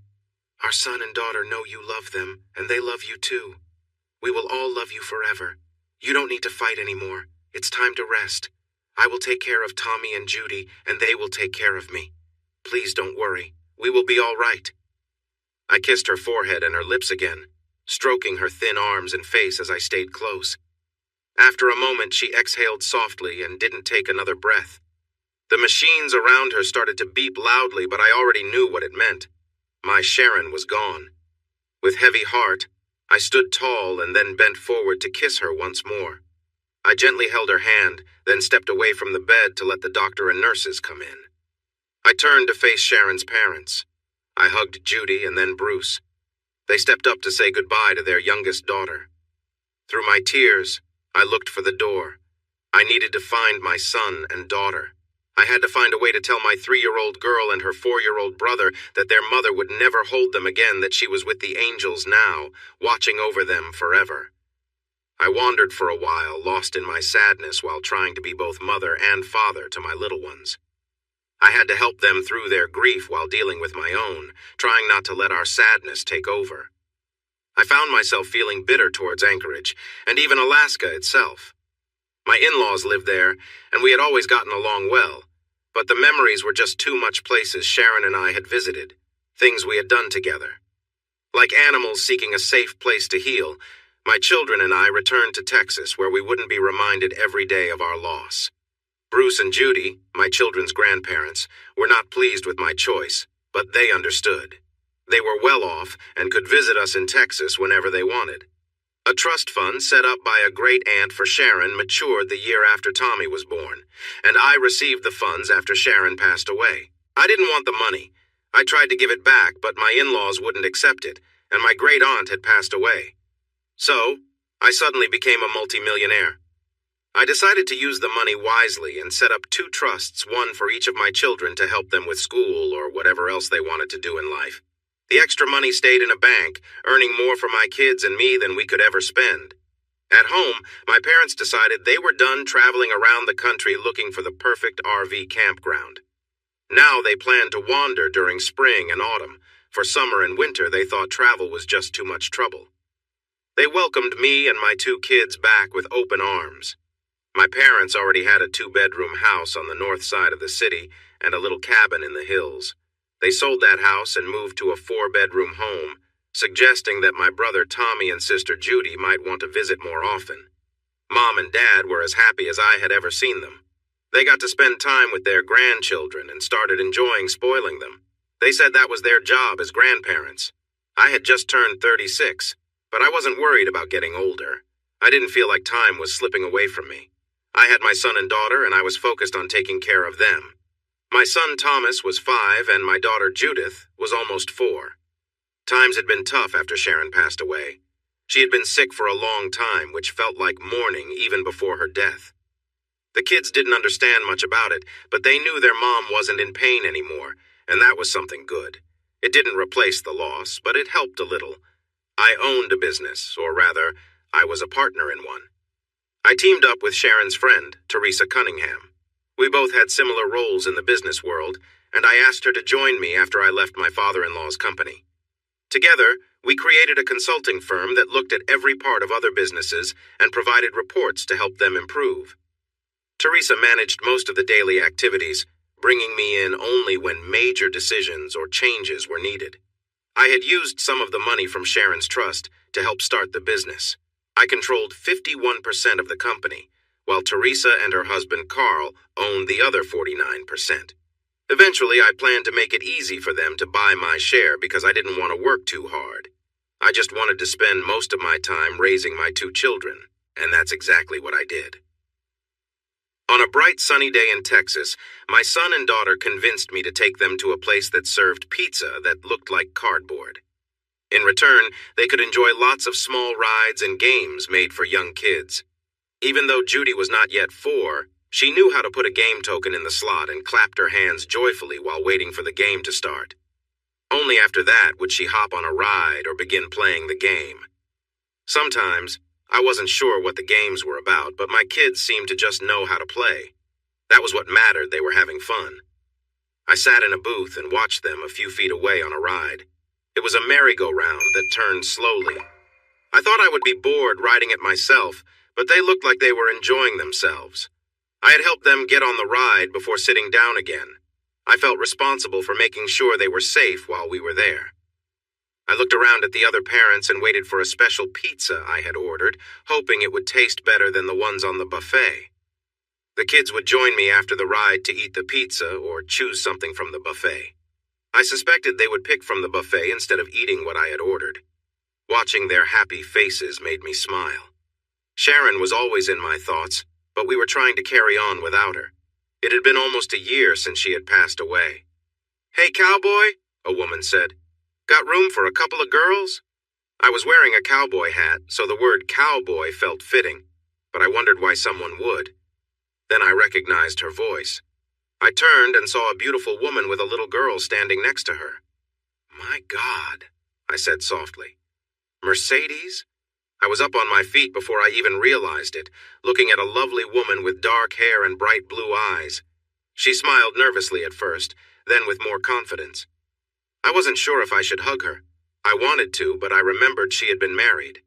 I had read she was getting a divorce, but I didn't know if that was true. "Hi, Matt," she said quietly. She stepped close and gave me a light kiss on the lips, easing my uncertainty.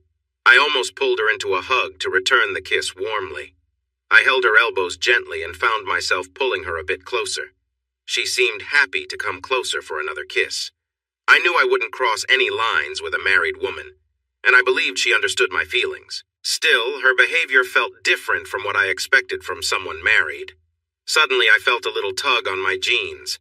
I stepped back a bit from Mercedes and looked down at the cutest little girl I had ever seen, aside from my own daughter, Judy, of course. I couldn't help but smile at her. She wasn't shy at all. She returned my smile with a big grin.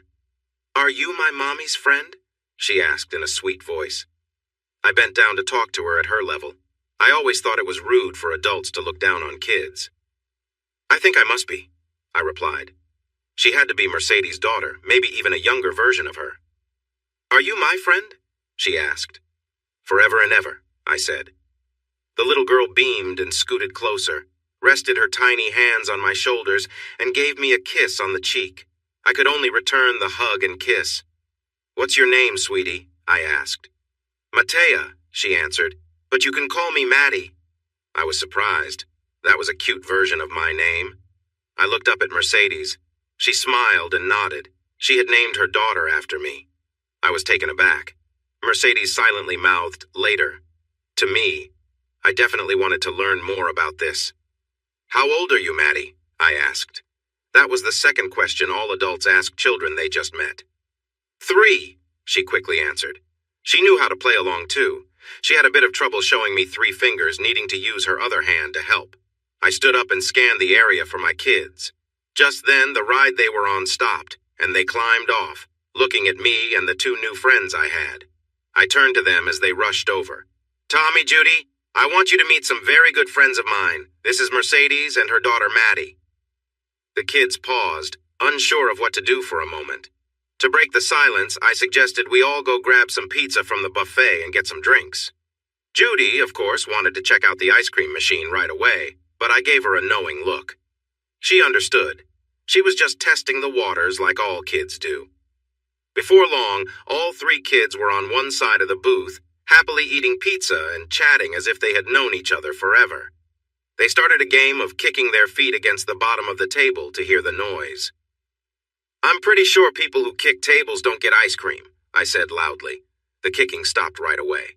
While I was bringing plates of pizza back to the table for the 3 kids and getting the special pie I ordered, Mercedes ended up sitting close to me on our side of the booth. At first, there was plenty of space, but she quickly moved closer. We were sitting hip to hip, with our elbows touching. I didn't mind. I actually liked it, but I didn't get to ask a few questions, I said.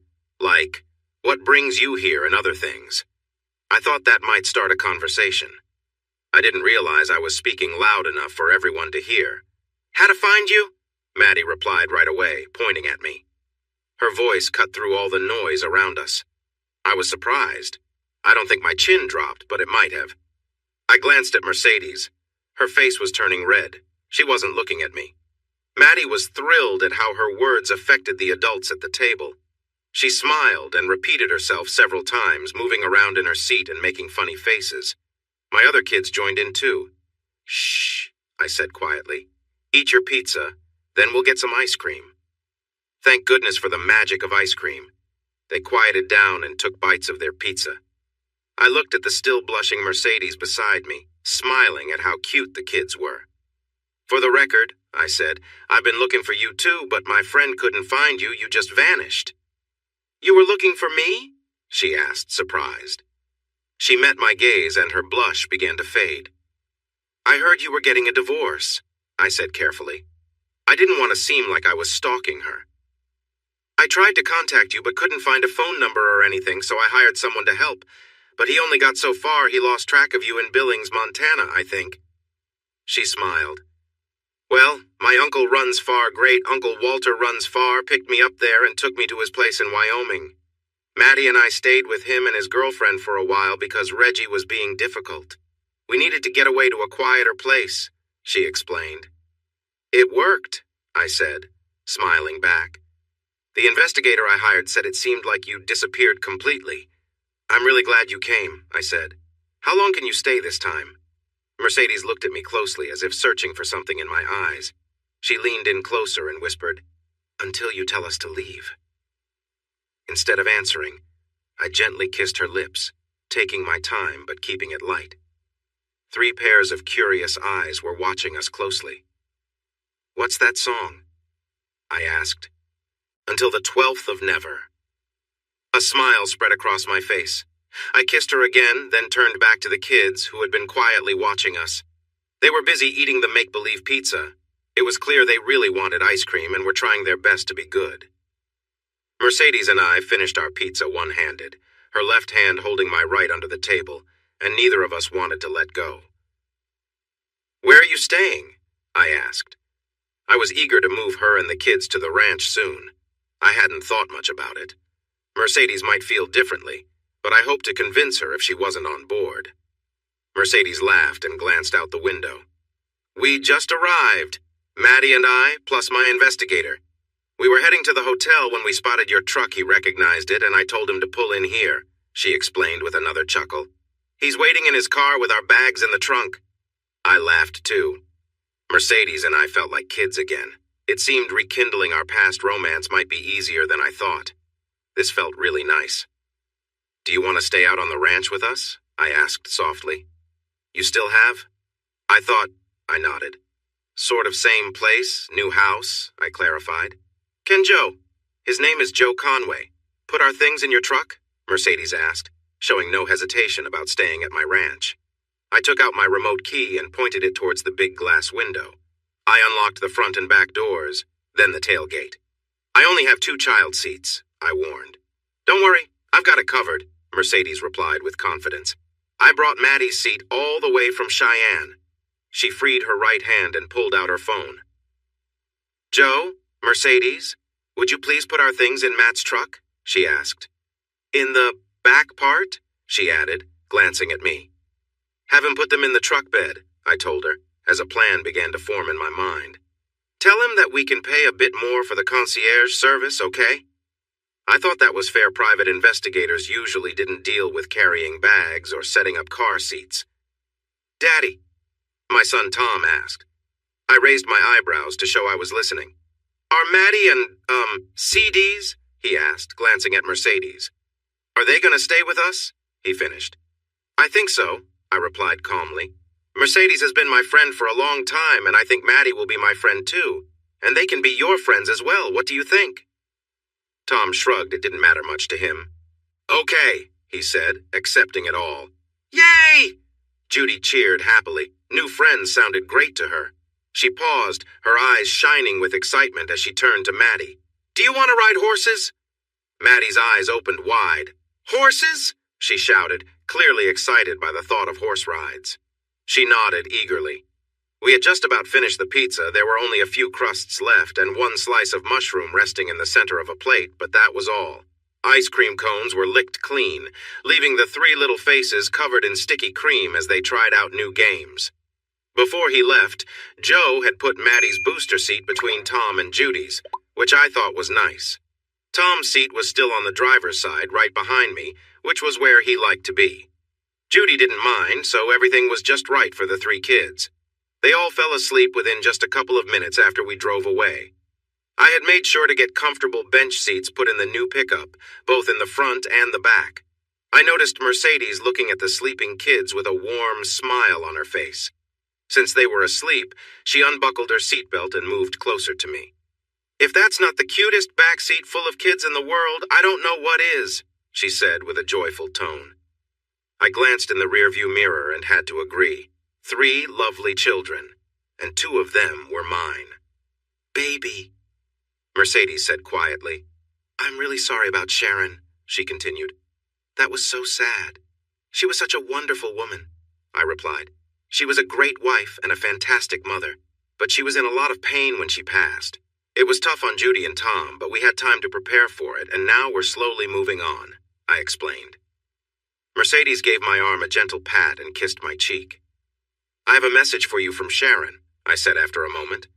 Mercedes looked surprised and a little uneasy. A message from a wife who had passed could be more than a little unsettling. I glanced over at her.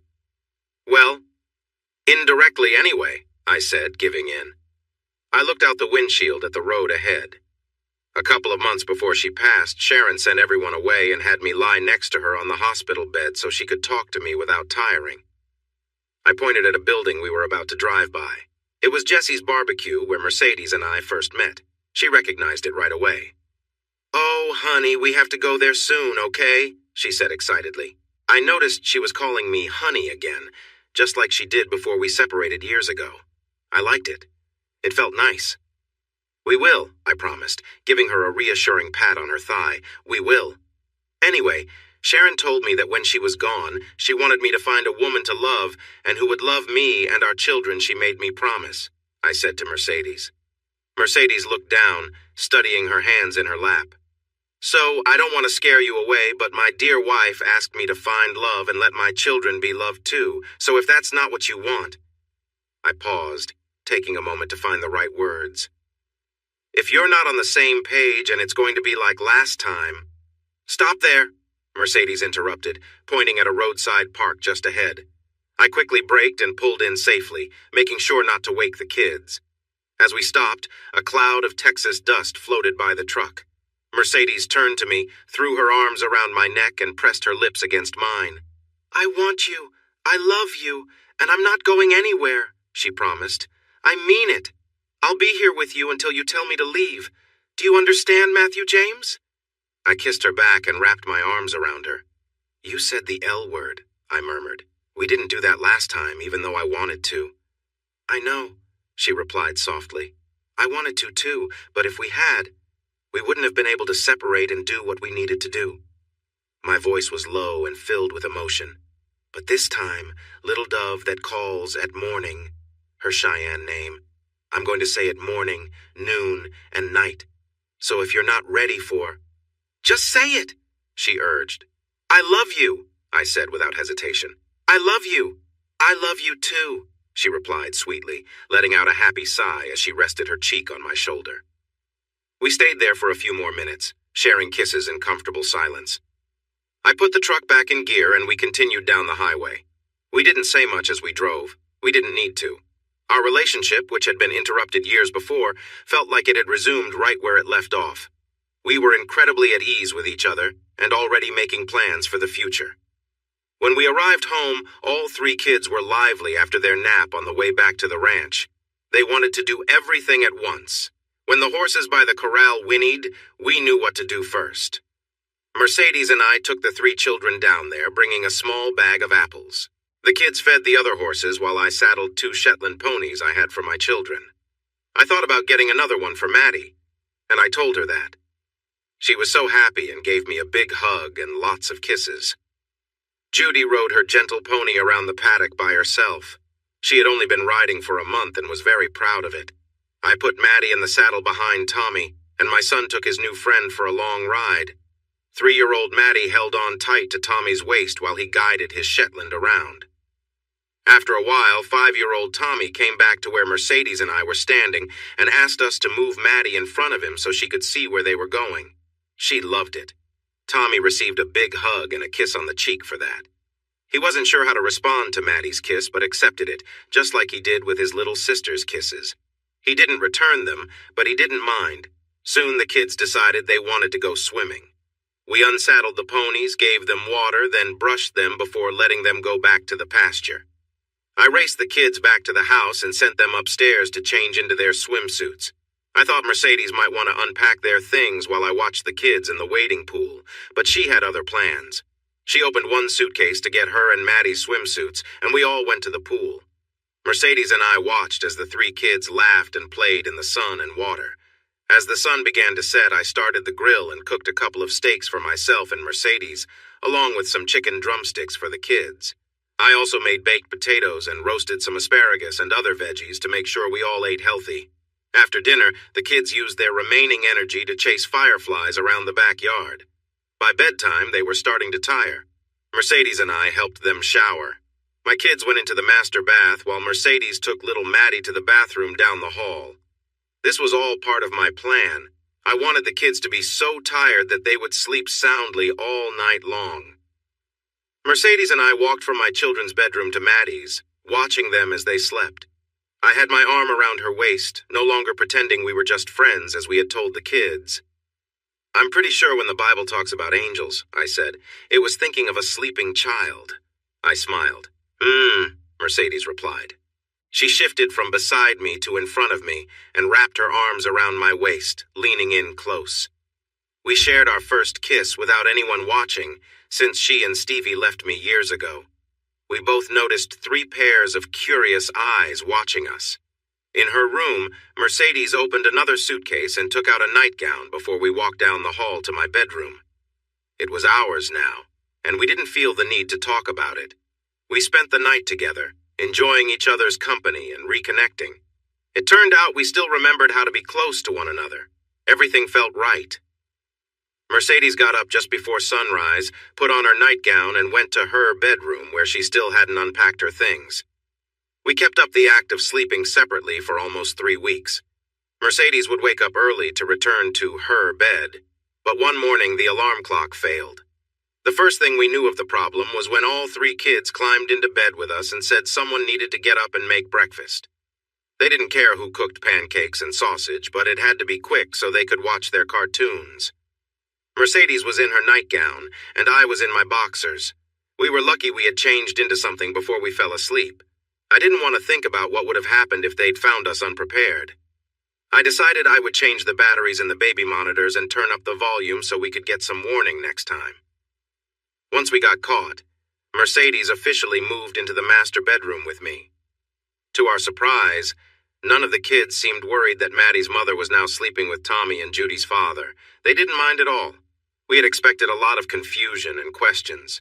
Feeling encouraged by how well they accepted our closeness, Mercedes and I sat them down to talk about parents. I explained that I wanted to be a father to all 3 of them and that Mercedes would be their mother. I told Tommy and Judy that their mother was in heaven watching over them, but that Mercedes would be there for them every day. They took the news very well. They had already built a close friendship with Mercedes, and she felt the same way about them. Maddie, whose father had been away since before she was born, wondered if I would be her daddy. She asked if I would still read stories to her like we had been doing for weeks. When she learned I would read even more stories and that I would always be around, she was very excited. We thought telling our parents would be difficult. We expected them to give us lots of advice about taking our time and making the right choice. We didn't think they would be against it, but maybe a little hesitant. Since they were nearby, we decided to go to my mom and dad's house first. As soon as my parents hugged the 3 children, Maddie, Tommy, and Judy ran off to the backyard. Tommy and Judy wanted to show Maddie the sandbox and swing set that Dad had built for them. That left Mercedes and me with my parents, where we accepted a glass of Mom's lemonade and prepared for the conversation we knew was coming. "Mom," I said after taking a big sip of lemonade, "this is Mercedes." I added, "We're going to get married." I told Matt I didn't really need an introduction. Mercedes joined in before my parents could respond. "We actually met years ago in a video chat. Matt introduced us back then." She asked my mom, "Do you remember?" Mom looked surprised.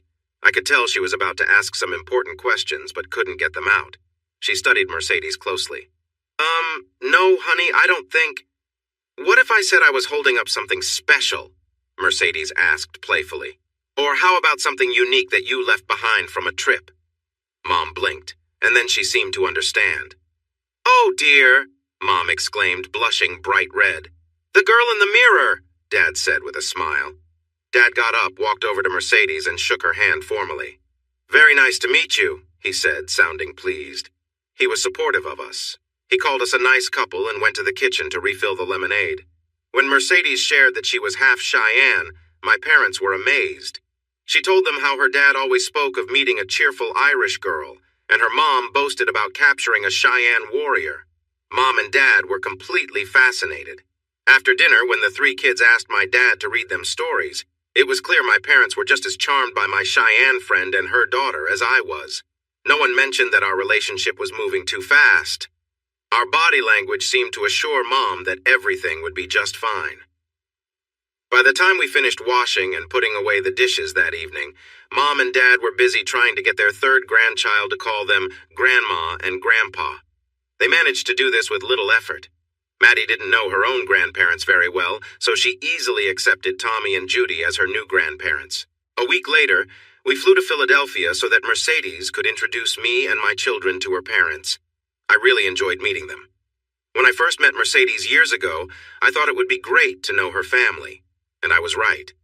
At first, her parents were a bit worried since Mercedes had just gone through a divorce, but they welcomed me and my children warmly, and we had a wonderful time. I suspected that Mercedes had talked to her mother, Fiona, about the 3 weeks we spent together earlier. It seemed she had done this shortly after she left me, because Fiona hugged me tightly before we were even introduced. By the time we left to go home, Tommy and Judy had gained another set of caring grandparents who were eager to spoil them. Mercedes called her ex-husband's parents to see if they wanted to meet Maddie, but they said no. That was fine with us. All 5 of us flew to Anchorage to visit Tommy and Judy's other grandparents. On the plane, the kids had a great time, quickly winning over the flight attendants in first class. They got extra snacks and a lot of attention during the flight. While the attendants played with the kids, Mom and Dad held hands and rested. Our visit with Bruce and Judy went really well, even though I had worried about it before. They knew that Sharon had asked me to find a mother for the kids and someone for me to love. They were surprised that I had found someone so quickly, but they welcomed Mercedes without hesitation. Overall, our introductions to all the family members went smoothly. Mercedes and I fit together perfectly, just like 2 pieces of a puzzle. We never had an official first date and went from just met to being completely involved very quickly. After she returned, we fell back into our relationship easily, always keeping an eye out for any issues, but we couldn't find any. Feeling encouraged, Mercedes and I got married just 3 months after she and Maddie surprised my kids and me at the pizza restaurant.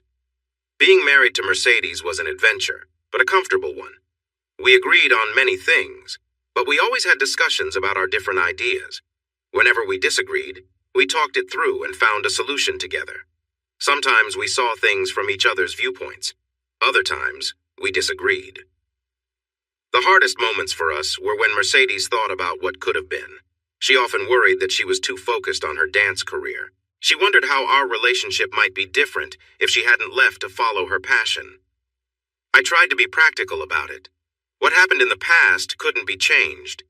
We had 3 wonderful kids who we loved dearly, and we would never regret having them. Deep down, we both knew that if Mercedes hadn't continued with her dance group, she might have regretted it later on. Any connection we had back then likely wouldn't have lasted, and we wouldn't be together today. Despite everything that had happened, we were happily married with 3 amazing children. We shared a deep love for each other and enjoyed our blended family. We fit together well and took on our roles easily. Mercedes was the mom to our kids, and I was the dad. We worked together to set rules and boundaries in our family, showing our children what a loving relationship looks like every day. One way we kept our bond strong was by having date nights often. We were newlyweds, after all. My parents, or Grandma and Grandpa, loved to have the kids over for sleepovers, sometimes for entire weekends. When they were busy, 2 sisters helped us by babysitting. A long time ago, I sold a horse named Ginger and another younger mare to 2 girls named Amber and Pamela who lived close by. Now in their late teens, they were perfect for watching our 3 little ones, and we paid them well for their help. During the week, the kids attended a nearby daycare. It was important to me, and I convinced Mercedes it was a good idea. The daycare was small and had a wonderful caregiver-to-child ratio, which meant there was plenty of attention for each child. We believed it was essential for our kids to meet and play with other children. From what Tommy, Judy, and Maddie told us, they had a great time there and learned how to get along and work with others. Things were settling down nicely. In fact, everything felt nearly perfect. The bank of TV monitors announced that the 3:18 flight from Philadelphia had arrived right on time. Mercedes and I stood by the carousel waiting for our luggage to appear. We were waiting for the new teacher for Mercedes's dance school. She had mentioned it would be a woman from her dance group who was retiring. Mercedes had stepped back from performing after hurting her ankle, and it took a long time to heal. While her ankle improved, it was never strong enough for the tough demands of dancing on stage and all the practice that came with it. Now she enjoyed teaching and was really happy with it. I was lost in thought, watching passengers checking in for their flights down the long hallway. I wondered why most of them didn't use the kiosks around. It seemed strange to wait in line when they could just use the touchscreens. But that was up to them. "Hey, did someone say this is National Fly Naked Day?" a soft voice suddenly asked from behind me. I jumped slightly and turned around to see Stephanie, I said, surprised. "What are you doing here?" I quickly glanced at my wife, who was smirking a few steps away. I realized I had been tricked, but I would address that later when we were away from the busy airport. I turned back to Stephanie, took her hands in mine, and held her at arm's length. Time hadn't changed how attractive the blonde woman was. She caught the eye of not just men, but many women, too.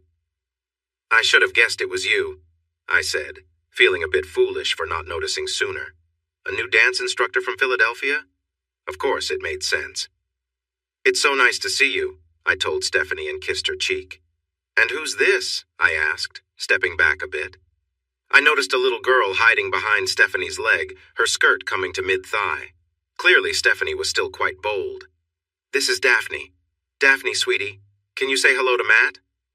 I bent down to be at her level and smiled. "I'm really happy to meet you, Daphne. Did your mom tell you that we were friends a long time ago?" The little girl nodded shyly, then suddenly smiled and rushed to hug me. I wasn't ready for it, and it almost knocked me off balance. I quickly put my hand behind me to steady myself on the floor. After regaining my balance, I placed my hands on her waist and hugged her back, giving her a gentle kiss on the cheek. "Let's play a little question game, like grown-ups do," I suggested. "How old are you?" She proudly held up 4 fingers, smiling widely. "And what's your name?" "Daphne Mercedes Walton," she replied cheerfully. I glanced quickly at Mercedes. "Do you know that lady?" I asked, pointing at my wife. Daphne nodded eagerly. "Aunt Mercedes," she said. "I think Aunt Mercedes could use a hug too, don't you?" I suggested. The little 4-year-old nodded again and hurried over to Mercedes. My wife bent down to pick up the little girl and they hugged tightly. When I stood up, Stephanie came into my arms. She wrapped her arms around me and hugged me more warmly than before. "I missed you, Matt," she whispered. She gave me a light kiss, then turned and joined Mercedes. The 3 of them shared a big group hug for a moment. A buzzer sounded, and the luggage carousel began moving, bringing all the passengers' bags around for collection. Stephanie pointed out her and Daphne's bags as they passed by so I could grab them and set them down. Mercedes and Stephanie each took a large suitcase and rolled them toward the exit while I pulled 2 big duffel bags. Thankfully, they had wheels behind me. Little Daphne put on a small pink backpack covered in bunnies and walked along with us to the temporary parking. I loaded everything into the back of the pickup, climbed into the driver's seat, and adjusted how my firearm was secured. The airport should be a safe place, but things can happen. I started the engine and turned on the air conditioning. Mercedes and Stephanie were already deep into what looked like a long conversation, and Daphne was listening closely. "So, where are we going?" I asked, though I pretty much knew the answer. "The guest room is all set up," Mercedes answered calmly.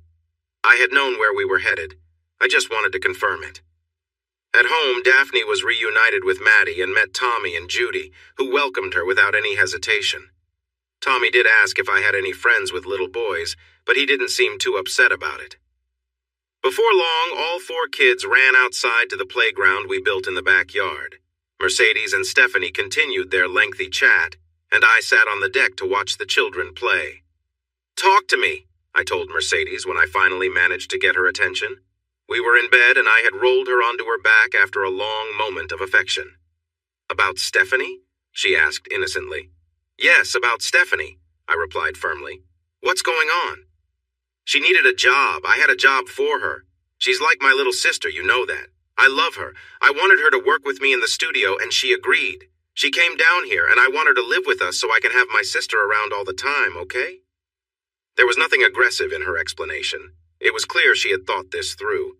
In truth, none of it caught me by surprise.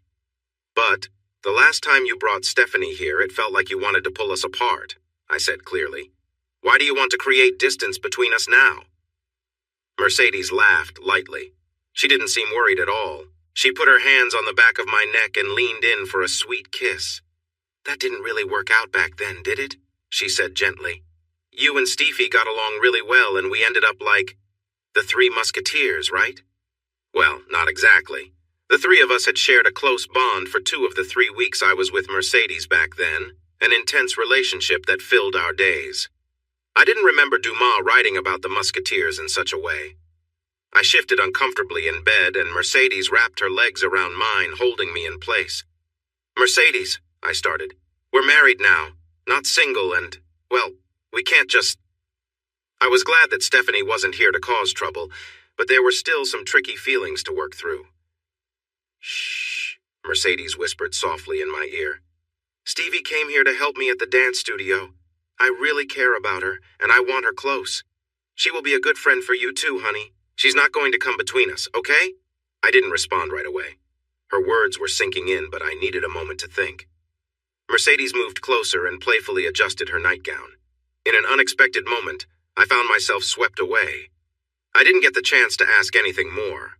It worked out. We found our rhythm again, creating a new version of our trio, but this time without the old ways. Mercedes and I were a typical married couple, and Stephanie was our guest. Well, she helped a lot around the house for a guest. We split up all the chores.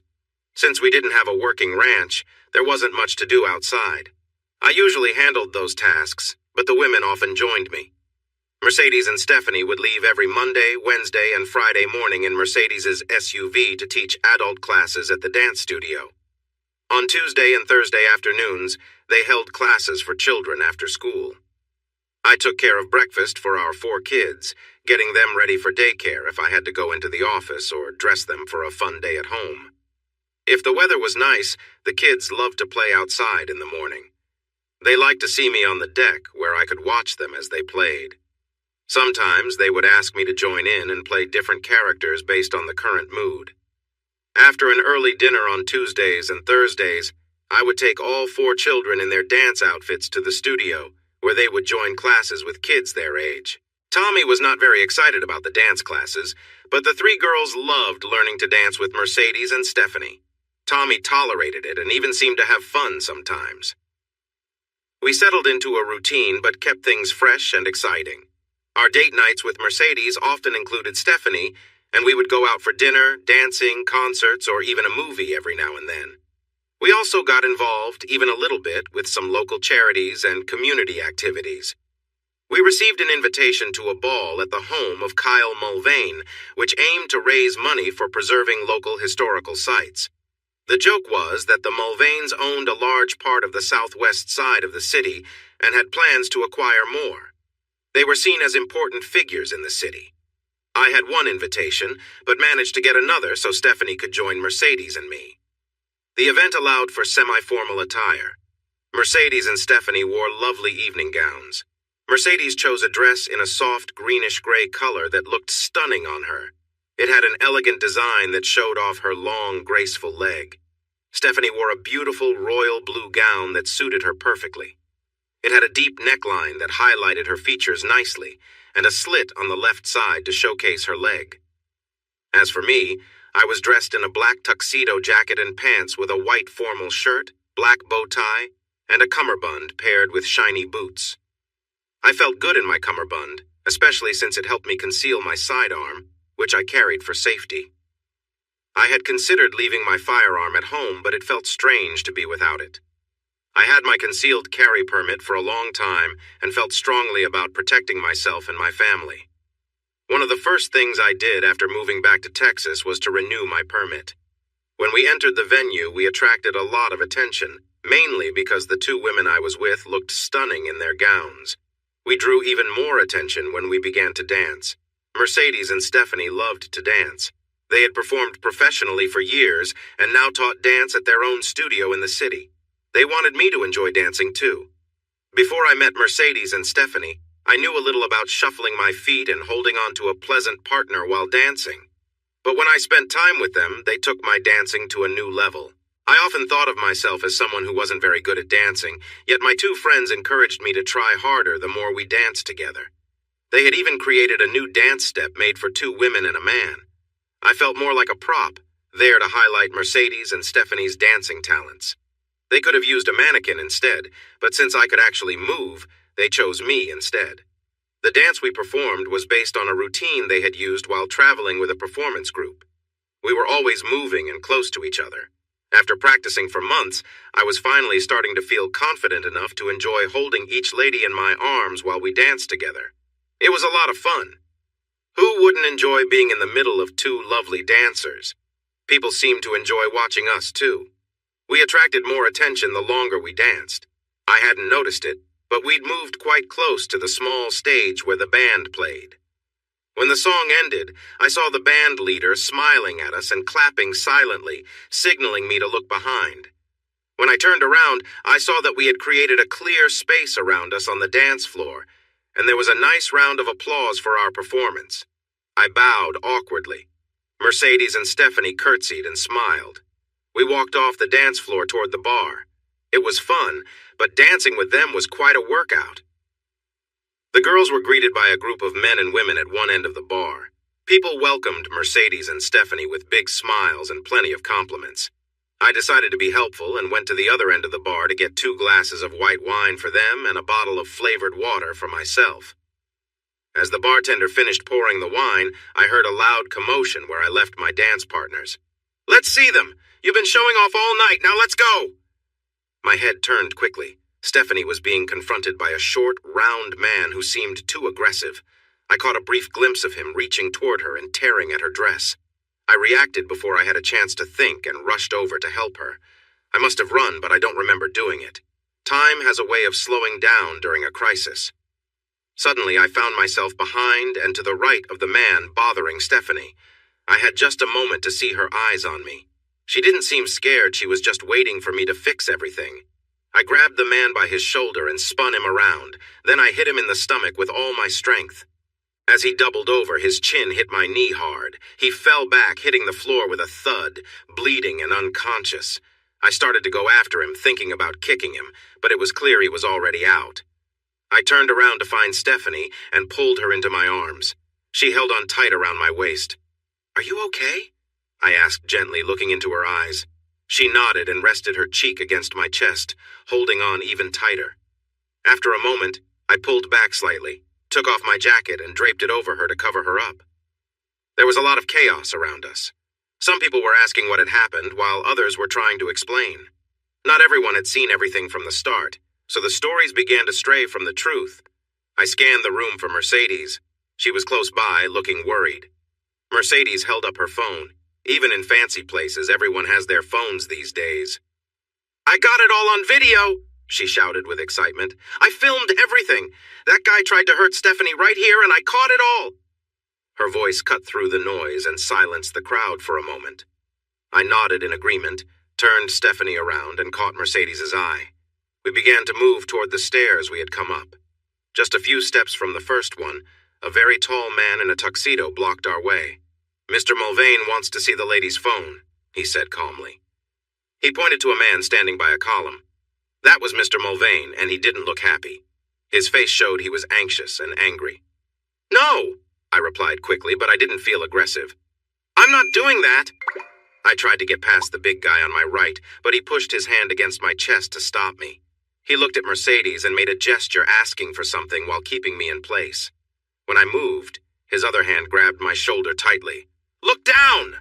I said in a low, angry voice. I was not happy at all. He ignored me, thinking he was in charge. I pressed the gun I had taken from its holster against his stomach. "Look down!" I warned him. Finally, he looked down and realized things had changed. He wasn't in control anymore. My finger was resting on the trigger, ready to pull. Glocks have a safety built into the trigger, and I had already disengaged it. If I squeezed even a little more, it would fire. "It's aimed upward," I said in a calm tone. "If I start shooting, I could hit you right in the heart. Do you understand?" He nodded and slowly raised his hands to show they were empty. "Do you have a weapon?" I asked. He nodded. "It's small at my back," he explained. "Take it out," I said. "Slowly. Just your left hand. Use your thumb and finger only." He followed my instructions carefully. I reached over with my left hand and took the gun from his relaxed grip. I stepped back a few feet, keeping my weapon aimed at him the whole time. I noticed some people behind me gasp. It was clear to them now that I had a gun pointed at the big guy. "Get on your belly," I ordered. He did so right away. "Stephanie, Mercedes." I signaled for the two women to move to my left and lowered my arm so my gun was pointed down. I made sure my finger was safely alongside the gun's frame. In no time, the three of us moved up the steps, across the lobby, and out the door. I left the bodyguard's gun on a table as we walked by. An unsuspecting valet brought our SUV to the front, and we drove away quietly. After that, things went smoothly. No one tried to stop us. A few police cars rushed past us a couple of miles down the road, but they didn't notice us at all. Our trip to McReady Airfield continued without any problems. I had owned the airfield for almost a year, but I kept its original name. Many of our weekend visitors, who were my best customers, recognized this place by its old name. They used it because they were familiar with it. Shortly after we arrived, our SUV was parked next to the hangar, and we boarded the twin-engine Cessna that had brought us to the city. I started the takeoff while Mercedes and Stephanie were still fastening their seatbelts. 42 minutes after taking off, we landed, secured the plane, and a little later we were safely back in our ranch house. Thanks to our security system, we knew we were safe there. However, things were not quite settled. By the next afternoon, detectives in the big city had identified everyone involved. They worked with the county sheriff from our area to come and interview us. In fact, there were enough of them to form a 6-vehicle group that drove through our gates to the main house. The sheriff himself came to our door showing respect. He knew my dad had served as sheriff during some tough times in the county, and that many older residents remembered him well. When the current sheriff saw Dad, he was very polite and courteous. Inside, Stephanie, Mercedes, and I gave the city officers the written statements we had prepared and answered their questions, as long as they seemed genuinely interested in understanding what had happened. We also shared a copy of the video that Mercedes had recorded on her phone. But as soon as the youngest detective asked a tricky question, one of our lawyers stopped the questioning with a firm statement, making it clear that we would not answer any further questions. The detective looked frustrated at this, and his colleagues noticed. One of the officers was from the district attorney's office, and she seemed to know all the lawyers I had brought in that morning. When a detective looked at her for guidance, she just shrugged. She couldn't intervene. She knew my lawyers were excellent, especially considering how much I was paying them. I hoped they would be worth the cost. Another group of my lawyers was already at the DA's office, pushing for immediate action against the person who had attacked Stephanie, arguing that he should be charged with serious offenses. 3 weeks and 4 days later, it was all resolved. The person responsible turned out to be Mr. Mulvane's youngest son. Mulvane attempted to defend his son's actions and even tried to blame Stephanie. Our lawyers quickly took action against Mulvane's and the city's attorneys, ready to challenge them in court for blaming the victim. Our main lawyer seemed eager to confront them publicly. Seeing the pressure, the Mulvane team started to retreat. It was like a snowball rolling downhill. Under this pressure, the district attorney charged Doofus with 3 serious crimes and various lesser charges. There were even more videos of the incident, in addition to the one Mercedes filmed, and none of them favored the Mulvanes. Eventually, Doofus pleaded guilty to 1 charge and received a 6-month jail sentence. But this kept him out of a Texas prison, although he did get a felony on his record. Initially, the district attorney wanted to show leniency toward the Mulvanes and charge him with a minor offense. But our lawyers made sure the local news was fully aware of the situation. The DA had narrowly won his last election and wanted to avoid any issues with a wealthy opponent like me in the future. The DA's office tried to make a case out of the fact that I had used a weapon, but we argued that the large bodyguard's actions were inappropriate and crossed a line. A video showed the big man pushing my chest, which stopped any further claims against me. If he had taken Mercedes's phone, that would have led to even more legal trouble, including theft and tampering with evidence. Fortunately, the DA decided not to pursue any charges against me. My lawyers were let down. They had hoped for more work if the DA had decided to move forward. Stephanie's lawsuit against the Mulvanes for creating an unwelcoming environment was quickly settled to avoid even more negative attention. Out of nowhere, Stephanie became a millionaire, and Mulvane even covered her legal fees. Afterward, our lawyers returned to Dallas. I stopped spending so much on their services, and calm returned to our ranch. I foolishly thought things would stay like that. A few weeks later, my parents came by to take all 4 kids. Stephanie's little girl, Daphne, was welcomed as one of my parents' grandchildren. They were heading out for a long weekend camping trip in my parents' big RV. I didn't think staying in a comfortable RV counted as camping, but everyone has their own idea of fun. Based on a video call we had earlier that evening, the kids were all enjoying themselves. Mom and Dad couldn't stop smiling. Having 4 grandkids all to themselves without the parents around was Mom and Dad's perfect dream. I was in bed, and since Mercedes wasn't with me, I was looking through the cable provider's movie channel lists for films to save and watch later. I was enjoying some quiet time without worrying about any child-related emergencies that might come up unexpectedly. The hallway door opened and Mercedes walked in. She surprised me. I thought she was in the bathroom and would come into the bedroom that way. I was even more surprised when Stephanie stepped into the room right after my wife. Both women were wearing sheer black robes that didn't hide much. I quickly pulled the covers up to hide my middle because I suddenly felt a little flustered. "Matt, dear, we have a problem," Mercedes said, sounding serious. I could almost hear a cartoon character saying, "uh-oh," in my mind. Mercedes sat on the bed to my right and took control of the remote. Stephanie sat on my left but kept some distance between us, looking beautiful and confident. Mercedes started the DVD player, scrolled through some options, and selected a clip named Stephanie. It seemed like she had it ready to go. "Watch this," Mercedes insisted. It was the video from the Mulvane incident, which I was familiar with. I watched as a guy acted foolishly around Stephanie and then reached for her gown, tearing it down. Stephanie's reaction was one of surprise rather than fear, even though others nearby surely reacted loudly. Suddenly, I appeared from the side, grabbed the guy, and pushed him away quickly. I felt good about how I handled it, using enough strength to protect Stephanie but holding back my anger. All my lawyers agreed it was the right move. It kept things clear, so I wouldn't face any trouble from the authorities. The clip ended with me putting my jacket around Stephanie to cover her. "Did you see it?" Mercedes asked, full of emotion. I wasn't sure what she meant other than the obvious. "I've seen it before, yes," I replied, unsure of her point. Mercedes started the video again. "Look closely, Matt. Watch Stephanie's face. Watch her eyes." I followed her advice as she played the clip slowly. I didn't notice much I hadn't seen before. I shrugged, wanting to contribute to the conversation, but I felt like I was losing the chance to speak up. I wasn't sure what my wife wanted me to see. Mercedes climbed up onto the bed and I made space for her, shifting under the blanket closer to Stephanie, who stayed on top of it and safe. My wife pointed the remote at the player and replayed the video in slow motion. "Do you see?" Mercedes almost whispered. "Our Steffi isn't afraid of that guy she's looking at you coming to help her. See?" That seemed to be true. Stevie wasn't focused on the strange man. She seemed to be looking at me as I came into view. She didn't even flinch while I stepped in. When I turned back to her, she just looked up at me, wrapped her arms around me, and rested her face against my chest. Mercedes rewound the tape to where Stephanie was gazing up at me and paused it. She leaned over and kissed me gently. "Honey," she said softly.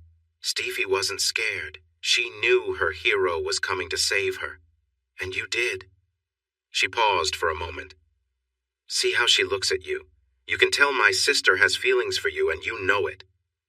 I took a deep breath. I couldn't deny what Mercedes said. "And here's what Mrs. Stanley caught on her phone," Mercedes added, anticipating any defense I might have. She played another short clip that showed me quickly taking off my jacket and putting it around Stephanie to comfort her. When it ended, Mercedes backed it up to my face, looking down at Stephanie. "And darling," Mercedes murmured, "you care for her too." I didn't know what to say. What she said was true, although I had been trying to convince myself otherwise for a while. I couldn't argue with what Mercedes was telling me. The video spoke for itself. "Honey," I started in a shaky voice. "I would never—" I stopped, looking at Stephanie. I didn't want to hurt her feelings, but I needed to reassure my wife. "Sweetheart," I tried again, "I could never betray you. I wouldn't do that to you." While I was sorting through my thoughts, Mercedes had turned off the DVD player and dimmed the lights to a warm glow. Then she stood up and let her robe slide down to the floor. I noticed movement on my left. Stephanie was also letting her robe fall and was smiling at me as she did. Both women slipped under the blanket and cuddled close. Stephanie rested her head on my shoulder while Mercedes snuggled next to me and propped herself up on her elbow. "Sweetheart," she whispered gently, "I know you would never betray me." "You don't have to worry, Matt," Mercedes said gently. "But—" I started, hesitating. "Shh, I know," she replied, giving me a comforting pat on the shoulder. Both women gave me a light, friendly kiss on the cheek. "Look, Matt," Mercedes continued calmly, "there's no betrayal here, no secrets, no sneaking around. Everything's right here, open for all of us." Stephanie leaned over, resting on her elbow, and gave me a warm, reassuring kiss. "I love you, Matt," she said quietly. "I have for a long time, and I always will." "You see?" Mercedes added softly. "She cares about you, and I care about her, and you care about both of us, right?" "I do," I said, taking a deep breath. "But since you were part of Stephanie's journey, we just need to make things right. You see that, don't you?" Mercedes continued. How did I protested, surprised. "I hadn't realized my part in all of this." "Because he wasn't you," Stephanie said softly. "And I think I was looking for you all along without realizing it. I didn't mean for things to happen as they did, but here we are now, and I know we'll be happier together." I listened, letting her words sink in. It was clear that both Mercedes and Stephanie meant what they said. "But do you know how complicated this is going to be?" I sighed. They didn't seem too worried, and I had to admit I felt a bit of relief. "Yep," Mercedes replied cheerfully from one side. "We'll figure it out," Stephanie added from the other. "It'll be great." And for the most part, it was. We each had our own strong personalities, which sometimes led to disagreements, but we promised each other to always talk things through and never let issues build up. We agreed to resolve things, no matter how long it took, before calling it a night. We shared our lives openly and respectfully, and we grew closer as we continued on our journey together. Each day brought a new understanding, and while there were challenges, we faced them as a team, finding joy and strength in our connection. When we wanted to spend some quality time together, we made sure to find ways to do it often. We decided that the three of us needed more time with each other than a typical couple. To manage this, we frequently asked my parents or local teenagers to watch over the 4 kids. My parents loved all the kids and enjoyed seeing them as much as they could. Whenever my parents needed a break or had other plans, we would call on Amber and Pamela to help with babysitting. They were happy to help and were well compensated for their time. After Pam went to college and Amber married a local guy, they recommended other babysitters who could watch the kids overnight or on weekends. There were always plenty of sitters available in the area, and we used them often. Before the oldest kids started school, I adopted Maddie and Daphne. Maddie was named after me. Mercedes' husband didn't mind since he didn't want kids, and he easily agreed to give up his rights as a father. Daphne's ex also agreed to do the same since he met someone else and wanted to focus on their family. He couldn't afford to visit Daphne regularly, and their relationship faded away. I was surprised when Stevie and Mercedes decided they wanted more children. I thought 4 was enough, but they convinced me otherwise. Stevie had another girl, and Mercedes had a boy a couple of years after we all became a close-knit trio. Then Stevie had a boy, and Mercedes welcomed another girl. I loved all the kids. My life was full of love from my partners and the children around us. I looked down the hill and saw my 19-year-old son, Tommy, and a couple of the older girls walking up to the house, probably for dinner, even though it was a bit early.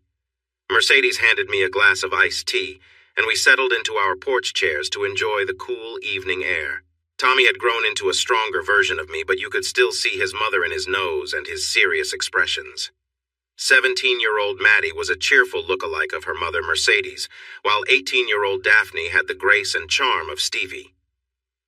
Tommy and Daphne were already attending Texas 8A&DM, and Maddie was preparing to start there in the fall. My daughter Judy wanted to become a pediatrician and was studying pre-med at TCU, but was home with us for a few weeks between terms. Judy was in the backyard supervising the younger children as they played. I could hear their happy squeals and shouts. When I was a teenager, younger than our older kids are now, my mom and dad let me stay alone in the house that our kids just left.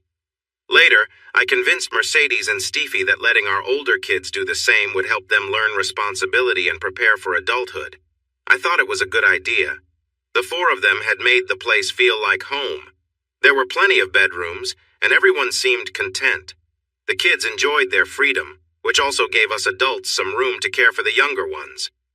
I appreciated not having to listen to the latest music that I found hard to understand.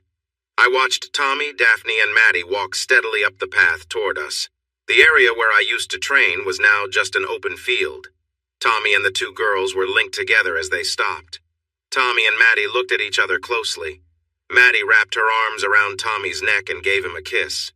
After that, Daphne pulled Tommy closer and kissed him too. "Wow," I said in surprise. It was clear what they were trying to tell us. They started moving again. Tommy had one arm around Maddie and the other around Daphne, while the girls held on to him just as tightly. Mercedes laughed next to me. "I told you he'd figure it out eventually," she said while looking at Stevie. Stevie giggled in response. "Took him long enough, huh?" I realized I had missed some signs around me. "Dad," Tommy said when they reached the porch. He didn't sound rude. He seemed sincere.